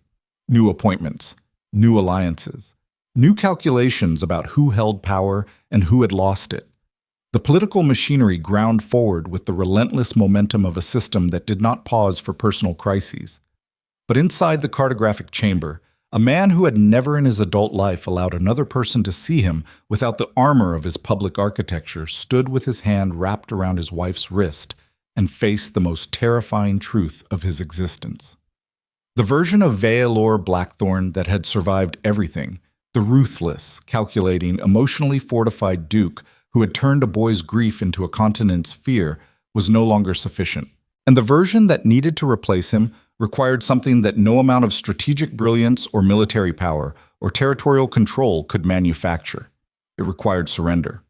Not to an enemy, not to a political reality, not to any force that could be mapped on the cartographic table or countered with iron figurines. Surrender to the woman standing across from him, whose hand on his wrist was the only thing preventing the architecture from collapsing entirely. And surrender, in the vocabulary of Duke Vaelor Blackthorne, was a word that had never existed. Until now. A rider arrived at the outer gates 2 hours after sunset. He carried a message sealed with a crest that Commandant Dravek did not recognize, and its contents reached Vaelor's desk before the horse had been stabled. 3 sentences. The southern provinces have declared independence. The border garrisons have been seized by forces loyal to the exiled lords. An army is marching on Blackthorne Keep. Vaelor read the message and felt something cold settle into the base of his spine. He had won the assembly. He had crushed the conspiracy. He had stripped the traitors and reasserted his authority with a precision that should have ended the threat entirely. And in doing so, he had driven 14 noble houses and 2 border commanders past the point of desperation and into the only option he had left them. War. The Duke of Ravenspire stood in his private chamber, holding a message that announced the annihilation of everything he had just secured, and understood with the clarity of a man watching his own building collapse that his greatest strategic victory and his greatest strategic failure were the same event. He had eliminated every possibility of surrender, including theirs. The War Council convened within the hour, not in the formal chamber where strategy was performed for the benefit of political observers, but in the stone-walled undercroft beneath the eastern tower, where Vaelor Blackthorne conducted the business he did not want recorded. The room held a single table, 8 chairs, and the cold mineral smell of a space that existed below the reach of sunlight. The men who gathered there understood without being told that the next conversation would determine whether Blackthorne Keep survived the week. Commandant Dravek spread the intelligence across the table with the efficient brutality of a man whose entire career had been preparation for exactly this moment. 3 dispatch riders had arrived within an hour of each other, their horses blown, their reports overlapping into a single coherent picture of catastrophe. The southern provinces had declared independence under a unified banner. The border garrisons at Thornwall and Ashenvale had been seized by forces loyal to the exiled lords, giving the rebels a fortified staging position and control of the primary supply routes between north and south. And an army, estimates ranging from 8,000 to 12,000 troops, was assembling along the River Sable with a marching trajectory that pointed directly at Blackthorne Keep. "Timeline," Vaelor said. One word. The room contracted around it. 4 days, maybe 5 if the weather breaks and the river crossing slows them. But the forward scouts are already inside the outer territories. They have been burning supply depots as they advance, systematic, professional. This is not a peasant uprising with pitchforks and torches. Someone trained these people. Wren's 2 border commanders, Commander Halston and Commander Brev, both career military, both competent, both with enough operational experience to turn a coalition of angry nobles into a functional fighting force in a matter of weeks. Vaelor placed his hands flat on the table. The gesture had become habitual, the physical act of bracing himself against a surface while his mind processed information at a speed that his body could not match. He stared at the dispatch reports and performed the calculation that every commander performs when the enemy's numbers exceed his own. Not whether victory was possible, but what victory would cost, and whether the cost exceeded the value of what was being preserved. 6,000 troops garrisoned at and around Blackthorne Keep, against 8 to 12,000. The mathematics were not impossible, but they were brutal. And mathematics in warfare carried a specific footnote that civilian strategists often forgot. Numbers killed people. Every percentage point of disadvantage translated into bodies on the ground, and the bodies would belong to men who had families and names, and the specific weight of individual existence that no strategic calculation could adequately represent. He had never permitted himself to think that way before. The architecture of his command had always processed casualties as operational variables, units subtracted from a tactical equation. But something had shifted in the cartographic chamber when Seraphina's hand had closed over his, and the shift had reached into the machinery of his strategic mind and introduced a variable he could not quantify. Cost. Not the political cost of military engagement. The human cost. The weight of every life that would end because he had driven 14 noble houses past the point of surrender and left them no option except war. His doing, his precision, his ruthless elimination of every alternative until violence was the only door still open. "My lord," Dravek's voice cut through the calculation. "We need orders." Vaelor straightened. The Duke reassembled. Every plate of the operational armor clicked into place with the speed of a man who had been locking down his interior for so long that the process was autonomous. "Pull the outer garrisons inside the keep's defensive perimeter. Strip the supply depots we can reach and burn what we cannot. I want every approach to Blackthorne Keep channeled through the Raven's Pass. That narrows their numerical advantage to a corridor where quantity means less than positioning. The pass can be held by 2,000 against 10, but if they flank through the Greywood, they will not flank through the Greywood. That forest has been maintained as impassable terrain since my grandfather's tenure specifically for this purpose.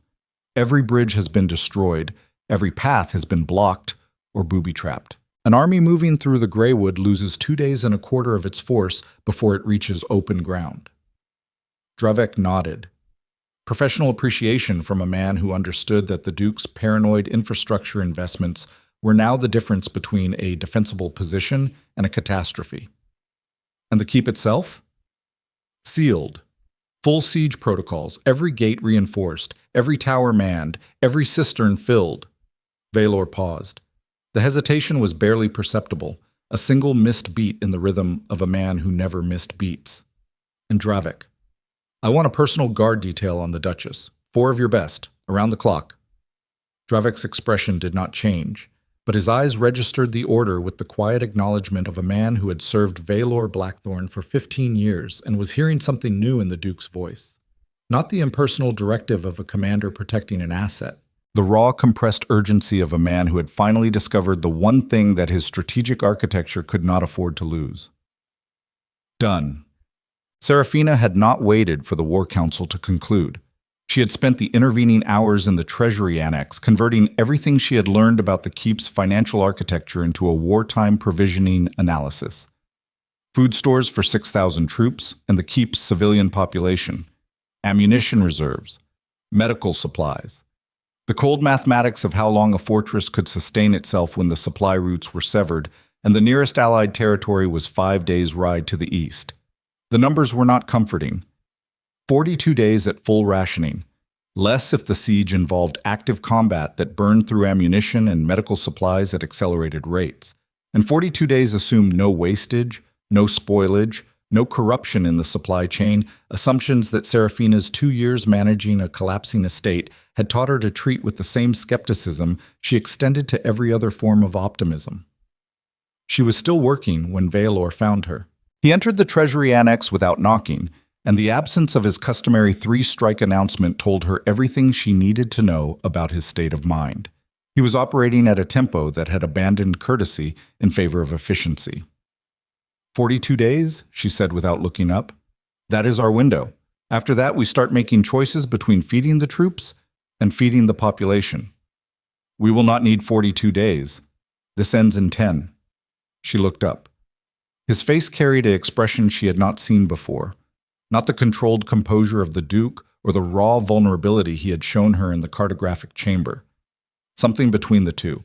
The face of a man who had passed through calculation and grief and self-recrimination and arrived at a place that existed beyond all three. Resolve. Not the performed resolve of a leader projecting confidence. The structural resolve of a man who had examined every possible outcome and chosen the one that required him to bet everything on a single play. What are you planning? Raven's Pass is the choke point. Their entire army has to funnel through a 2-mile corridor between the mountain walls. If I meet them there with my full force instead of defending from the keep, I turn a siege into a pitched battle. Their numbers mean nothing in a confined space. What matters is discipline, positioning, and the willingness to absorb the first strike without breaking formation. You're going to leave the keep. I'm going to take the fight to the only ground where I have a chance of winning it. And if you lose, then you are inside a fortified castle with enough supplies for 42 days and a garrison of 2,000 troops that I will leave behind to hold the walls. You negotiate from a position of strength. You bargain with whatever resources remain. You survive. I'm not asking about the keep. I'm asking about you. The silence between them tightened. Vaelor crossed the room and stopped at the edge of the desk, close enough that she could see the pulse beating in his throat. Rapid. Controlled, but rapid. The physiological signature of a man whose body understood the risk his mouth was about to articulate. If I lose at the pass, I will not be coming back. Then do not lose. Serafina, do not ask me to accept a contingency plan that includes your death. I did not come to this keep and fight my way into the machinery of your court and spend weeks deciphering the conspiracy that was eating your kingdom from the inside to become a widow negotiating surrender terms from behind a wall. This is not a negotiation. No, it is a marriage. And marriages do not come with contingency plans for one partner surviving while the other rides into a mountain pass to die for a tactical advantage. Vaelor's hand found the edge of the desk. His knuckles whitened against the wood. The tremor she had first noticed the night he handed her the ledger was visible again, running through his fingers with the frequency of a man whose body was rebelling against the discipline his mind was trying to impose. I have to do this. I know you do, which is why I am coming with you. Absolutely not. The troops need to see the Blackthorne banner on the field. Not in the keep, on the field. If their duke rides to the pass with his duchess beside him, they fight for a dynasty. If he rides alone, they fight for a man. Dynasties inspire sacrifice. Men inspire pity. Vaelor stared at her. The calculation behind his eyes was moving at a speed she could almost hear, processing variables and contingencies and risk factors with the relentless machinery that had governed every decision he had made since boyhood. And she watched the moment when the calculation broke, when the machine reached a conclusion that the man behind it could not accept, and the man overruled the machine for the first time in his adult life. You stay behind my lines. You stay with Dravek. You do not approach the front engagement under any circumstances. Agreed. And if I give the order to retreat, you ride for the keep without looking back. We can discuss that when the time comes. Serafina. We can discuss it when the time comes. He held her gaze, and the thing that passed between them was not an argument. It was two people standing at the threshold of a battle that might kill them both, and choosing to walk through it together because the alternative, survival without the other, had become a contingency that neither was willing to include in the operational plan. The army of Blackthorne Keep marched for Raven's Pass at first light. 4,000 troops moving through a landscape that had been stripped of everything an advancing enemy might use. Burned supply depots smoldered along the route like warning fires. Bridges had been destroyed. Wells had been poisoned.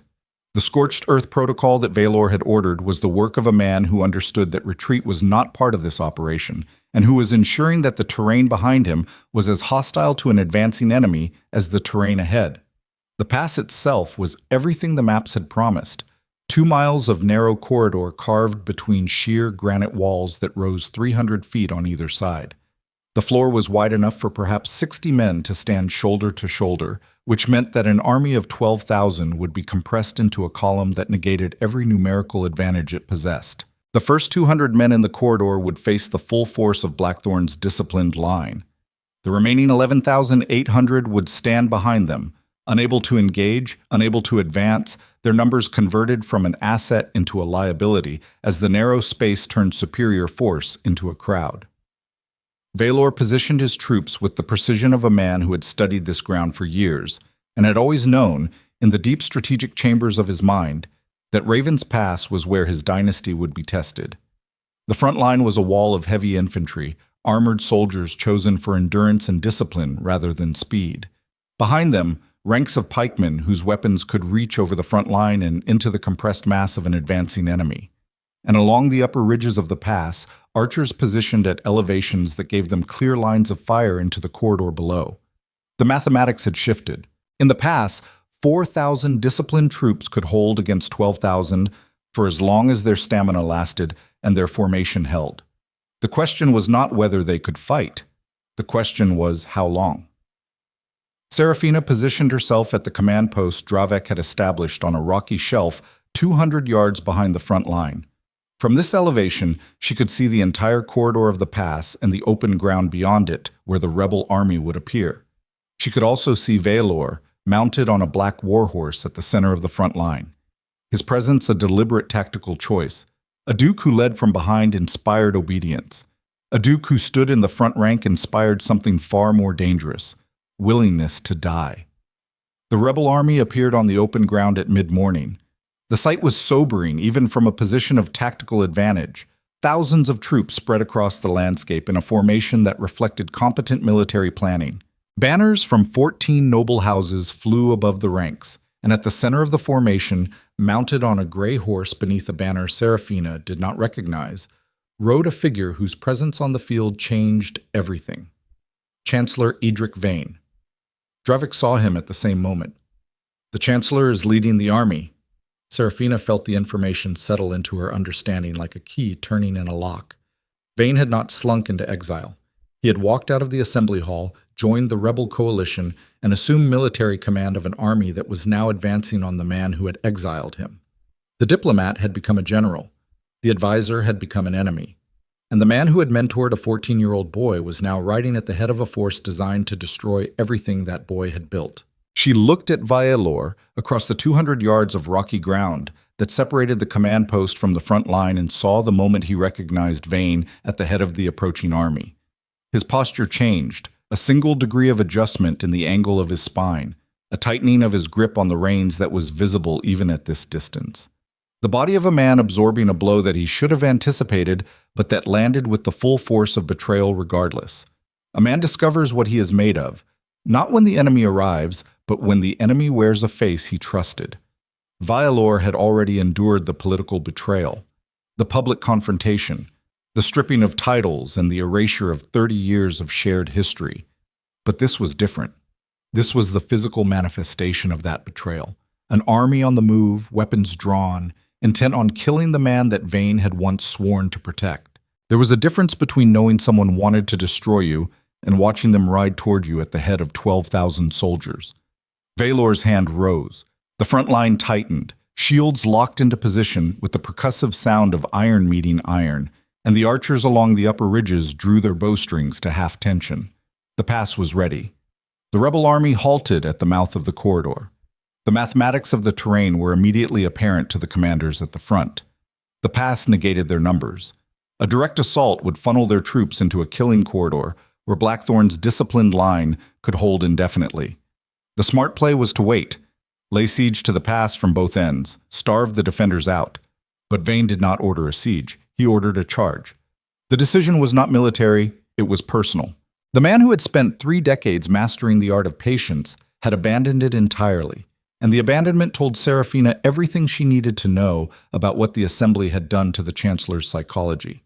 Vaelor had not merely stripped Vane of his position, he had stripped him of the identity that had sustained him for 30 years. The patient diplomat, the strategic advisor, the man behind the throne. All of it erased in a single morning, and what remained was not a strategist, but a man consumed by the need to prove that the power he had lost could be reclaimed through force. The rebel vanguard surged into the pass, 200 men wide, their banners compressed against the granite walls, their war cries swallowed by the acoustic geometry of the corridor and transformed into a formless roar that echoed off the stone and seemed to come from everywhere at once. Vaelor's front line absorbed the impact.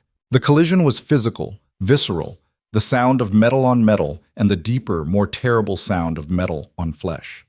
The pass became a crucible, bodies compressed into a space too narrow for maneuver, and the battle devolved into the most primitive form of warfare, pushing, holding, enduring. The front rank of Blackthorne's infantry locked shields and absorbed wave after wave of assault, while the pikemen behind them drove their weapons over the wall of shields and into the compressed mass of the attacking force. The archers on the ridges released. Volleys arced into the corridor and struck the rear ranks of the rebel vanguard, where men who could not advance and could not retreat absorbed the arrows with nowhere to fall. The pass floor became treacherous with blood and bodies, and the rebel advance ground to a halt not because the defenders had broken it, but because the corridor itself had become an obstacle. Vaelor fought from the front line, not the performative leadership of a commander making a symbolic appearance. He stood in the wall of shields and took blows on his armor and returned them with a technical precision that revealed the depth of his military training. Every strike was economical. Every defense was structural. He fought the way he governed, with a systematic efficiency that left no wasted movement and no unnecessary exposure. But the rebels kept coming.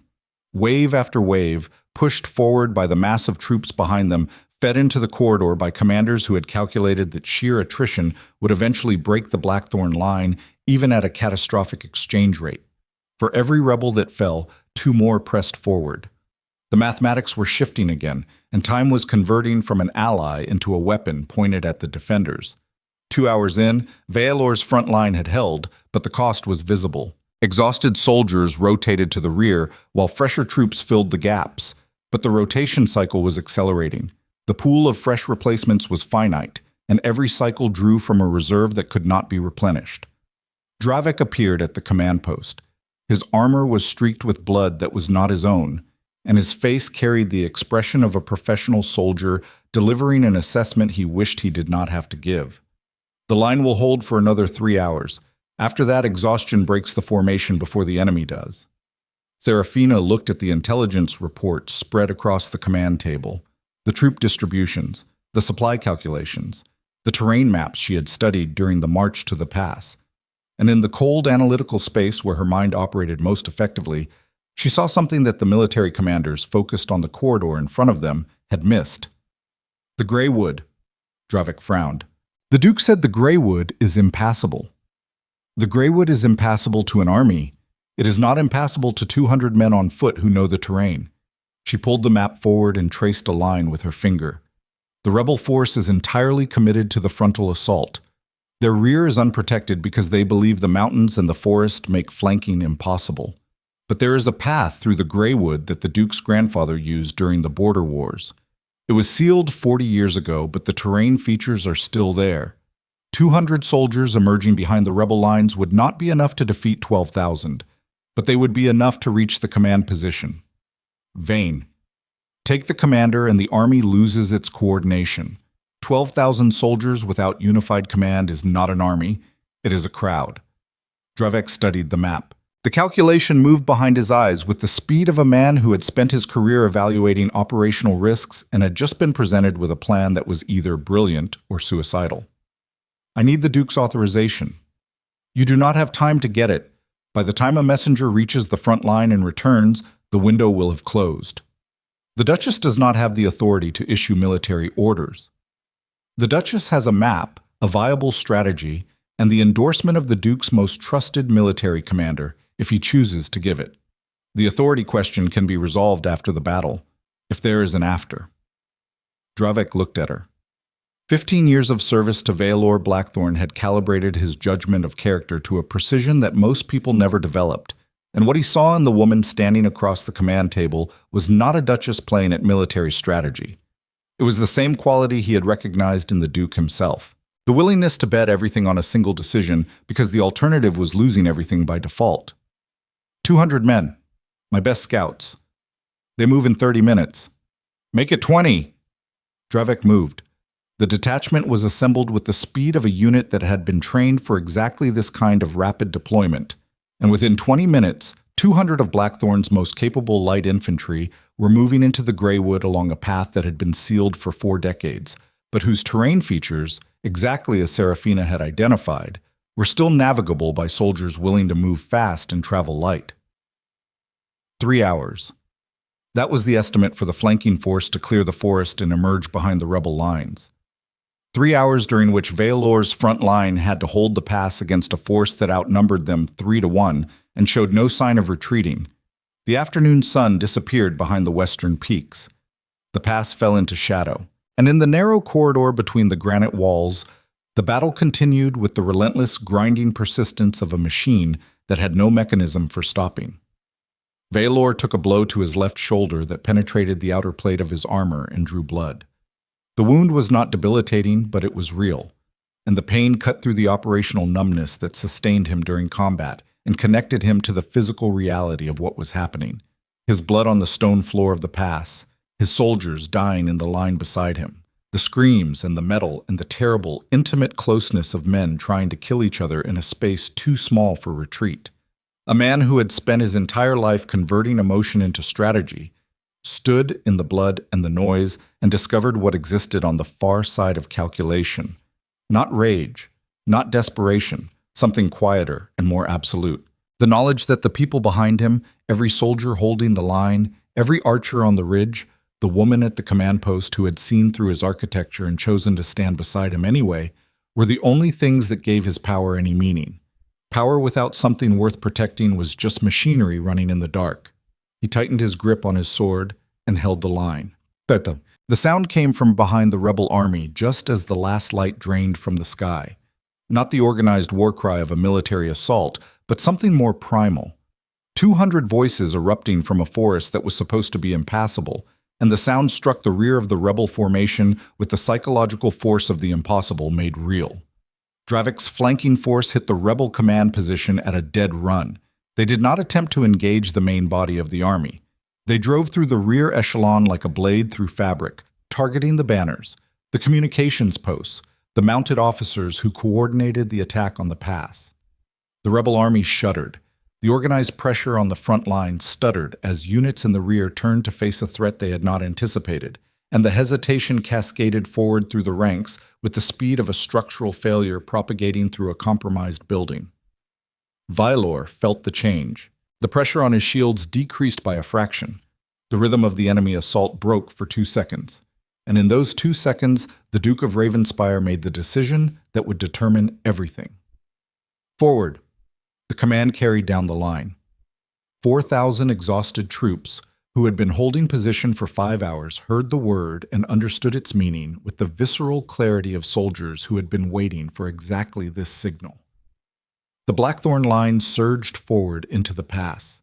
Not a desperate charge, but a disciplined advance, shields locked, pikemen driving the compressed enemy backward step by step. The rebels, caught between an advancing wall of iron in front and an unexpected assault from behind, began to fracture. Units that had been fighting as a coordinated force dissolved into clusters of men making individual decisions about survival. Serafina stood at the command post and watched the battle turn. The rebel formation was collapsing from both ends, the center still holding but the flanks disintegrating as Dravek's 200 created chaos in the rear, and Vaelor's front line drove the vanguard backward into the bodies of their own fallen. And there, at the center of the disintegrating rebel command, mounted on the gray horse that had led 12,000 men to war, Chancellor Edric Vane sat motionless while his army crumbled around him. He was not retreating. He was watching Vaelor advance through the pass with an expression that Serafina, even at 200 yards, could read with perfect clarity. He was waiting, not for rescue, not for reinforcement, not for any tactical development that might reverse the collapsing situation. He was waiting for the man he had mentored, betrayed, and tried to destroy to reach him. And as Vaelor broke through the front line of the rebel vanguard, and his eyes found Vane across the darkening corridor of the pass, the entire battle compressed into a single point of focus. 2 men, 30 years of history, a kingdom hanging in the balance between them. Vane drew his sword, Vaelor drew his, and the army, the pass, the screaming soldiers, and the falling arrows, and the blood-soaked stone floor, all of it receded into background noise as the Duke of Ravenspire and the man who made him walk toward each other through the wreckage of everything they had built together. The space between them was 30 feet of blood-soaked stone. The battle still raged at the edges of perception, Dravek's flanking force tearing through the rebel rear, the Blackthorne front line driving the shattered vanguard backward into the darkening corridor, but none of it mattered now. The war had compressed itself into the distance between 2 men who had once stood on the same side of a coffin and sworn that the Blackthorne legacy would not end with a dead duke and a 14-year-old boy. Vane dismounted. The movement was slow, deliberate, performed with the ceremonial precision of a man who had spent 30 years turning every physical gesture into a diplomatic statement. His boots struck the stone floor of the pass, and the sound was swallowed by the ambient roar of collapsing combat. He held the sword at his side, not in a fighting stance, but in the grip of a man who understood that the weapon was symbolic rather than practical. He was not a soldier. He had never been a soldier. He was a man who had spent his entire career ensuring that other people did the fighting while he arranged the conditions that determined who won. Vaelor approached on foot. He had dismounted somewhere in the forward surge and fought the last 200 yards on the ground with his infantry, and the evidence of that choice was written across his body. Blood on his armor, most of it not his own. A wound on his left shoulder that had soaked through the padding beneath the plate and left a dark stain spreading across the metal. His breathing was audible, the ragged rhythm of a man who had been in sustained combat for 5 hours and was operating on reserves that existed somewhere beyond the reach of physical exhaustion. They stopped 10 feet apart, close enough to see the details that distance obscured. The lines on Vane's face that had deepened in the weeks since the assembly. The gray pallor of a man who had not been sleeping, whose body had been sustaining itself on fury, and the specific narcotic of righteous grievance. And in his eyes, something that Vaelor had never seen in 30 years of proximity. The flat, exhausted gaze of a man who had reached the end of a plan and discovered that the end looked nothing like the version he had imagined. "You taught me how to hold a sword," Vaelor said. His voice was raw, stripped of the controlled modulation that characterized every public utterance. The voice of a man talking to another man with no audience to perform for and no architecture to maintain. "I was 11 years old. You put a practice blade in my hand and told me that a leader who cannot fight will always be at the mercy of men who can. I remember. You also told me that the most dangerous weapon a man can carry is not a blade. It is the certainty that he is right." Vane's grip on the sword shifted, a fractional adjustment. "I was right, Vaelor. The governance of this duchy was never meant to rest in a single pair of hands. Your father understood that. He built a council. He built consensus. He built a system that distributed authority because he knew that concentrated power eventually consumes the man who holds it. My father was murdered by 3 men he trusted. His system of distributed authority is what killed him. And your response was to eliminate distribution entirely, to centralize every decision, every resource, every mechanism of power in yourself. You did not learn from your father's death. You overreacted to it. And the kingdom has spent 15 years living inside the overreaction of a grieving boy who turned his trauma into a governing philosophy. The words landed like blows, not because they were cruel, but because they contained a vein of truth that ran through the center of Vaelor's self-understanding like a fault line through bedrock. He had known it. In the deep, fortified chambers of his inner architecture, he had always known that the system he built was not governance, but grief made structural. Control as a response to loss. Ruthlessness as a response to vulnerability. The entire Blackthorne dynasty, the Obsidian Towers, the surveillance networks, the systematic elimination of every variable that could not be predicted and managed, all of it constructed by a boy who had watched the world take everything from him and had spent the rest of his life ensuring it could never happen again. You are not wrong, Vaelor said. The admission cost him something, a physical thing. His shoulders adjusted, carrying a weight that had just increased by the mass of a truth he had been refusing to speak for 15 years. But you are not right either, Vane. You spent 30 years beside me. You watched me build this system. You understood its flaws better than anyone alive. And instead of telling me, instead of standing in my study and saying what you just said, you built an army behind my back and tried to take from me the only thing I have ever constructed that gave my existence meaning. I tried to tell you. For years. Every policy recommendation, every council of restraint, every suggestion that the duchy might benefit from broader participation in governance. You listened to every word and filed it under the heading of dissent to be managed. Because you framed it as policy. You never once told me the truth. The truth. Vane's voice cracked on the word. The sound was small and devastating. The acoustic signature of a man whose composure had been held together by conviction and whose conviction had just been punctured. The truth is that I loved you like a son. The truth is that watching you become this machine of control and calculation was the most painful thing I have endured in 60 years of living. And the truth is that I chose to destroy what you built because I could not bear to watch you destroy yourself inside it for one more year. The silence between them lasted longer than any silence should last on a battlefield.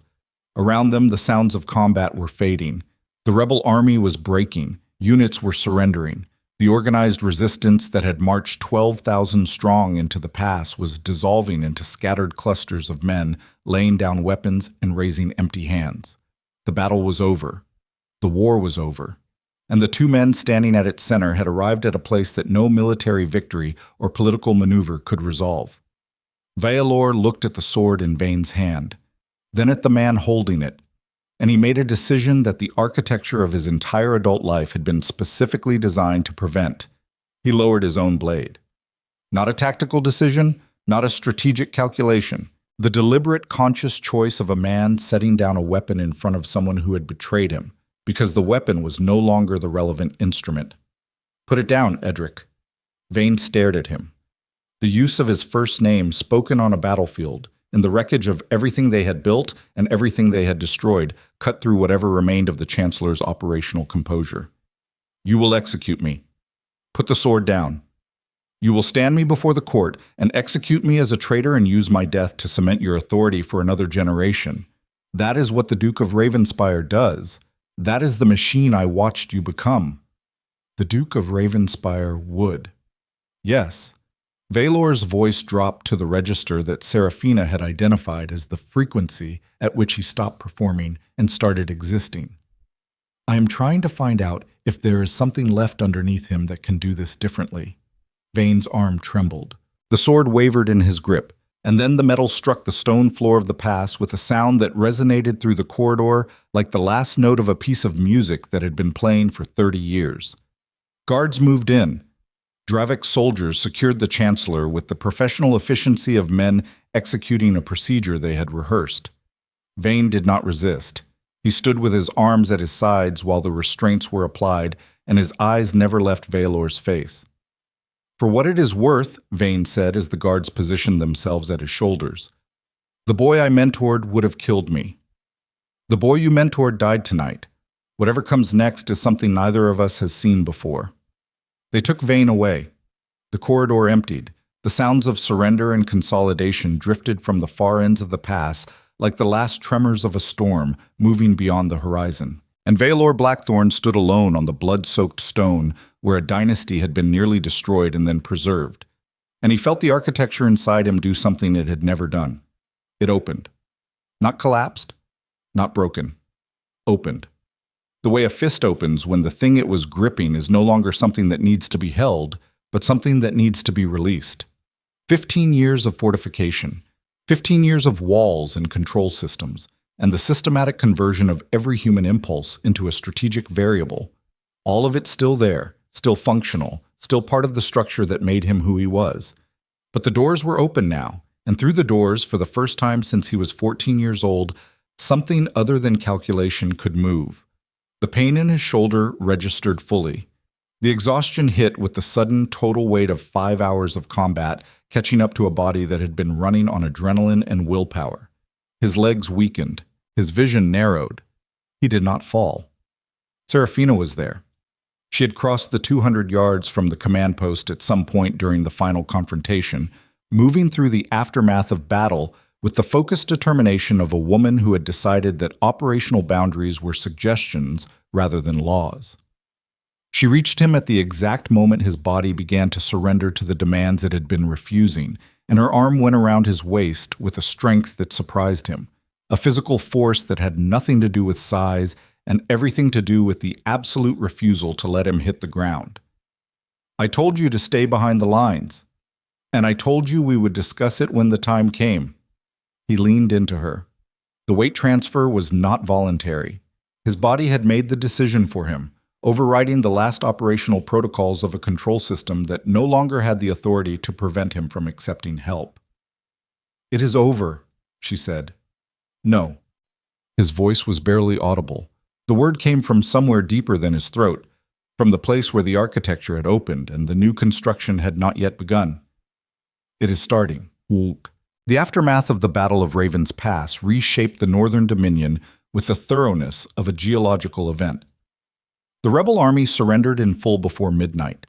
12,000 soldiers laid down their arms in exchange for terms that Vaelor dictated from a field command post, while a medic stitched the wound in his shoulder and Serafina sat beside him, reviewing the surrender documentation with the same forensic attention she had applied to the unmarked ledger. The terms were severe, but they were not cruel. The distinction was deliberate, and it was new. The 14 rebel houses forfeited their estates and their titles, but their families were not imprisoned, not exiled, not subjected to the collective punishment that historical precedent and the Duke's own reputation would have justified. Instead, they were offered a choice. Swear allegiance to the Blackthorne dynasty under restructured terms that included genuine participation in a governance council, or depart the Northern Dominion with enough resources to establish themselves elsewhere. 11 houses chose to stay. 3 chose exile. The mathematics of mercy, tested for the first time in the Blackthorne dynasty's history, produced better results than the mathematics of fear. Commandant Dravek oversaw the military consolidation with his customary efficiency, but even the career soldier acknowledged that something had shifted. The orders coming from the Duke were different, not softer. Precision was still the operating standard, but the calculations behind the orders now included variables that had previously been excluded from Vaelor's strategic framework. The impact on civilian populations, the long-term consequences of punitive measures, the difference between obedience extracted through intimidation and loyalty earned through demonstrated fairness. "He is not becoming weak," Dravek told his senior officers during the reorganization. "He is becoming something more dangerous than strong. He is becoming trusted." The journey back to Blackthorne Keep took 2 days. The army moved slowly, burdened by wounded soldiers and the logistical demands of reintegrating a shattered military structure into a functioning force. Vaelor rode at the center of the column, his shoulder bandaged, his posture carrying the visible evidence of sustained combat and insufficient rest. Serafina rode beside him, and the court officials who observed the pair noted something that no previous Blackthorne arrangement had ever displayed. They were talking. Not the formal exchanges of a duke and duchess performing their public roles, not the strategic briefings that had characterized their early interactions. Genuine conversation. Quiet enough that the surrounding riders could not hear the content, but visible enough that the quality of the exchange was unmistakable. Two people who had passed through crisis together and emerged on the other side with a connection that did not require performance to sustain itself. In the privacy of the field tent that night, Vaelor sat on the edge of the cot, while Serafina changed the dressing on his shoulder wound. The medical supplies were basic. The lighting was a single oil lamp. The conditions were as far from the marble galleries and obsidian halls of Blackthorne Keep as it was possible to get while remaining within the borders of the duchy. "The Governance Council," Vaelor said. "You will chair it." I expected to be invited to participate. I did not expect to lead it. The council needs a chair who understands both the financial architecture and the political dynamics. You are the only person in the duchy who has demonstrated competence in both. And you trust me with that level of authority. I trust you with everything. He said it without inflection, without the strategic modulation that typically accompanied his most significant statements. He said it the way a man states a physical law, a fact so fundamental that emphasis would diminish it. You are the reason this dynasty survived, not because of the flanking maneuver, not because of the intelligence work, because you walked into my chamber at midnight and told me a truth I did not want to hear, and you stayed when a smarter person would have negotiated their own exit. Serafina finished the dressing and sat beside him on the cot. The tent fabric stirred in the night wind, and beyond it, the sounds of a camp settling into rest created a rhythm that was both military and domestic, the peculiar harmony of a household that happened to be armed.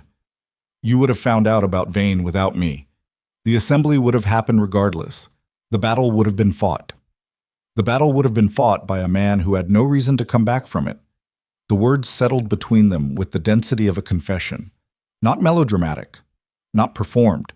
The quiet admission of a man who had spent 5 hours on a battle line and, for the first time in his life, had fought with the specific intensity of a person who had something waiting for him on the other side of survival. "You are a difficult man to be married to," Serafina said. "I am aware. You are controlling, obsessive, emotionally fortified to the point of operational dysfunction, and you have a habit of converting every human interaction into a strategic assessment before you allow yourself to feel anything about it. Continue.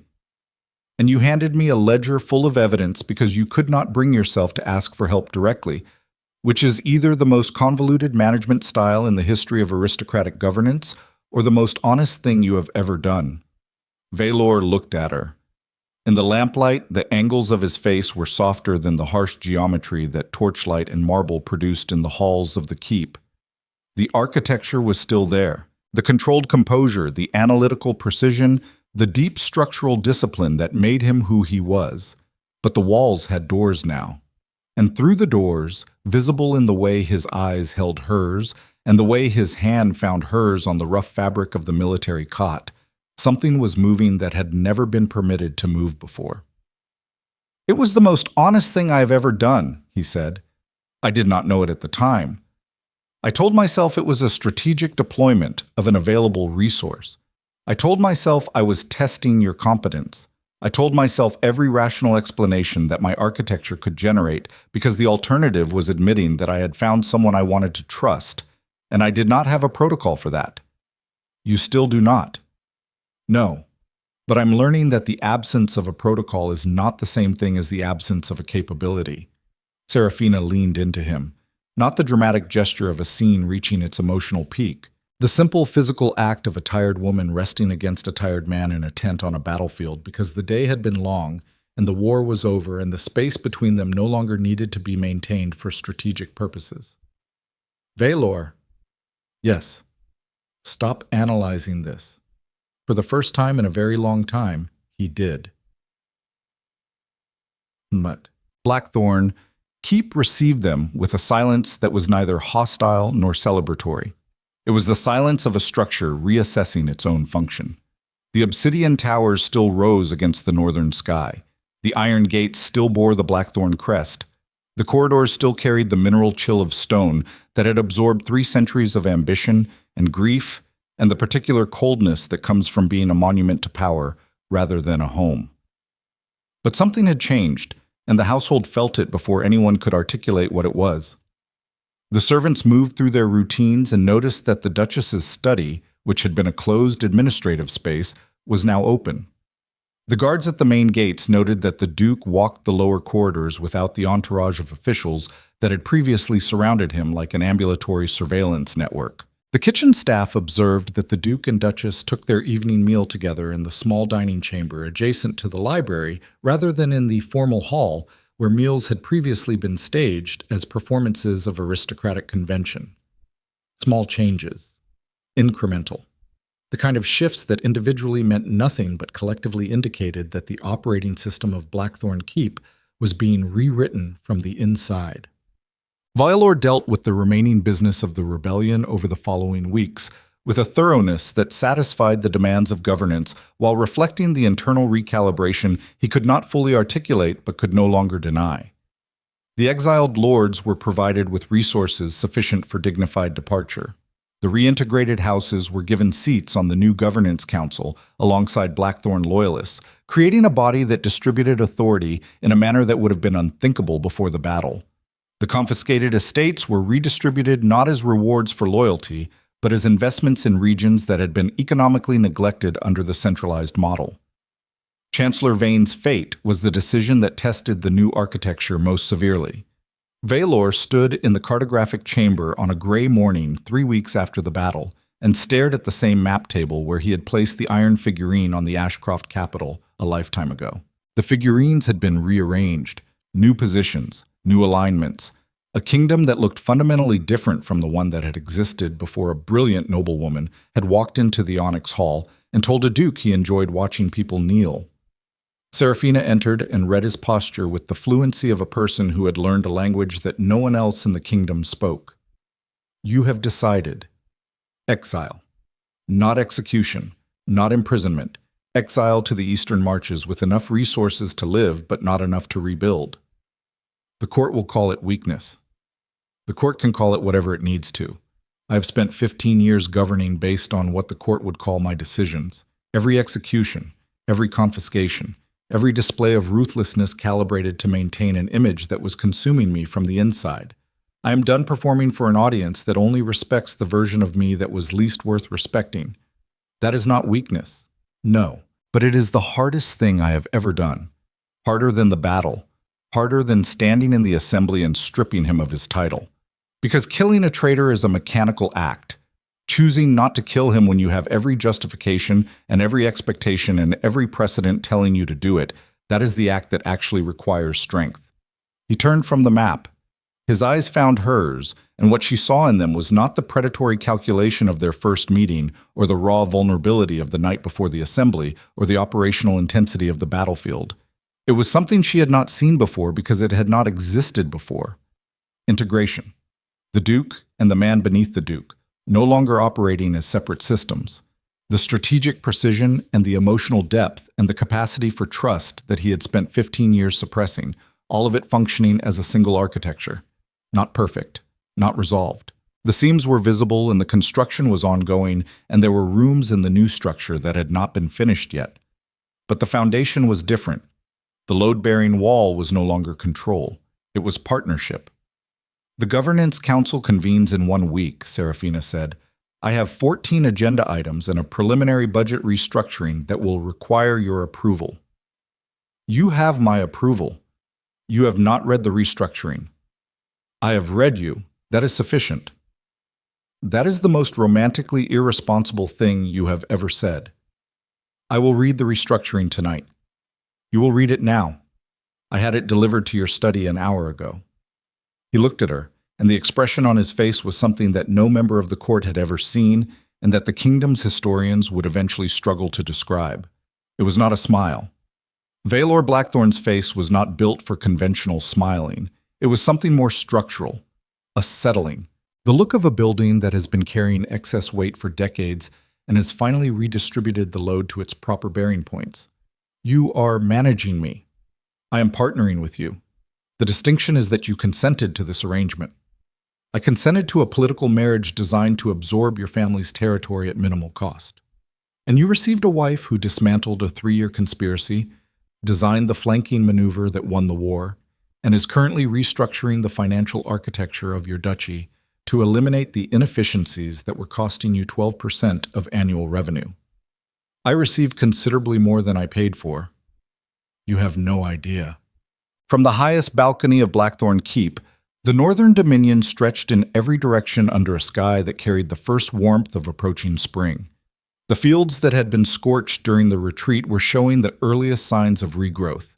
Trade caravans were moving along routes that had been closed during the conflict.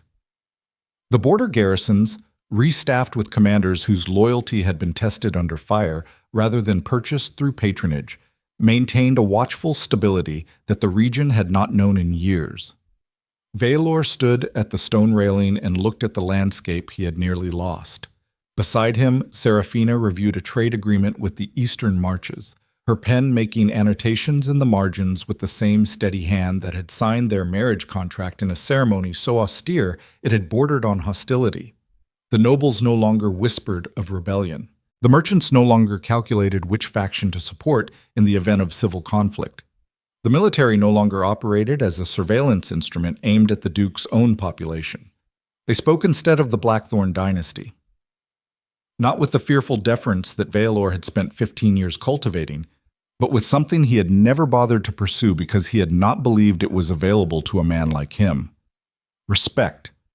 Not the respect that is extracted through intimidation, the respect that is built through demonstrated willingness to change. To absorb the cost of transformation rather than passing it to others. To stand on a battlefield and lower a sword instead of using it, because the harder act is always the one that requires you to override every instinct that has kept you alive.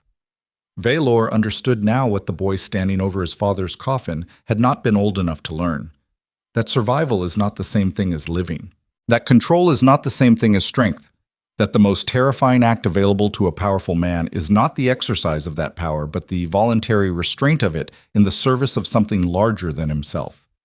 He had built a dynasty through fire and iron and the systematic elimination of vulnerability. He had nearly destroyed it through the same methods, and he had rebuilt it through something that his 14-year-old self would have classified as the most dangerous weakness imaginable. Trust. Trust in a woman who had told him the truth when everyone else was performing.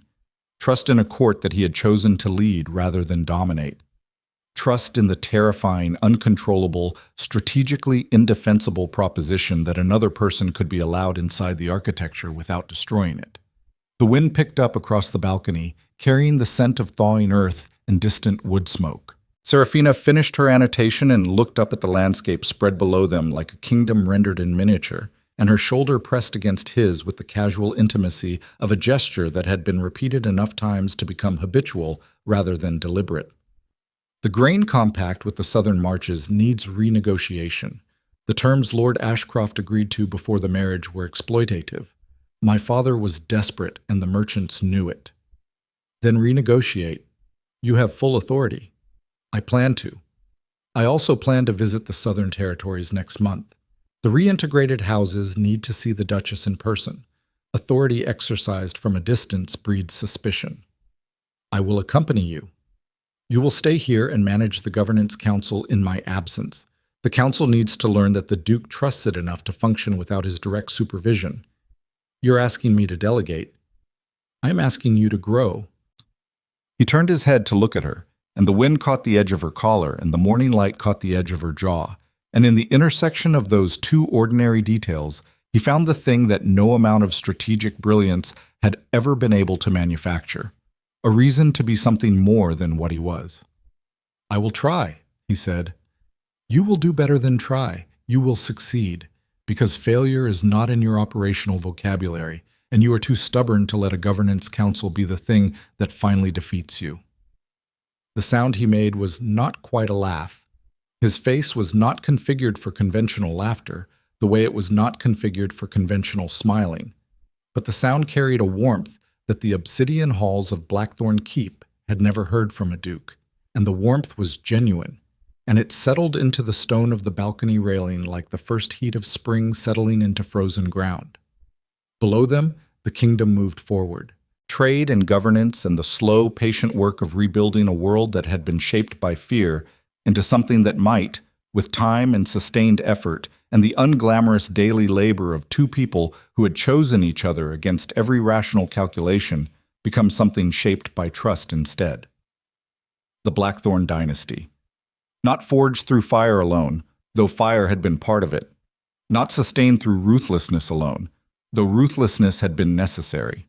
Built, ultimately, on the most improbable foundation available to a man who had spent his entire life eliminating improbability: partnership.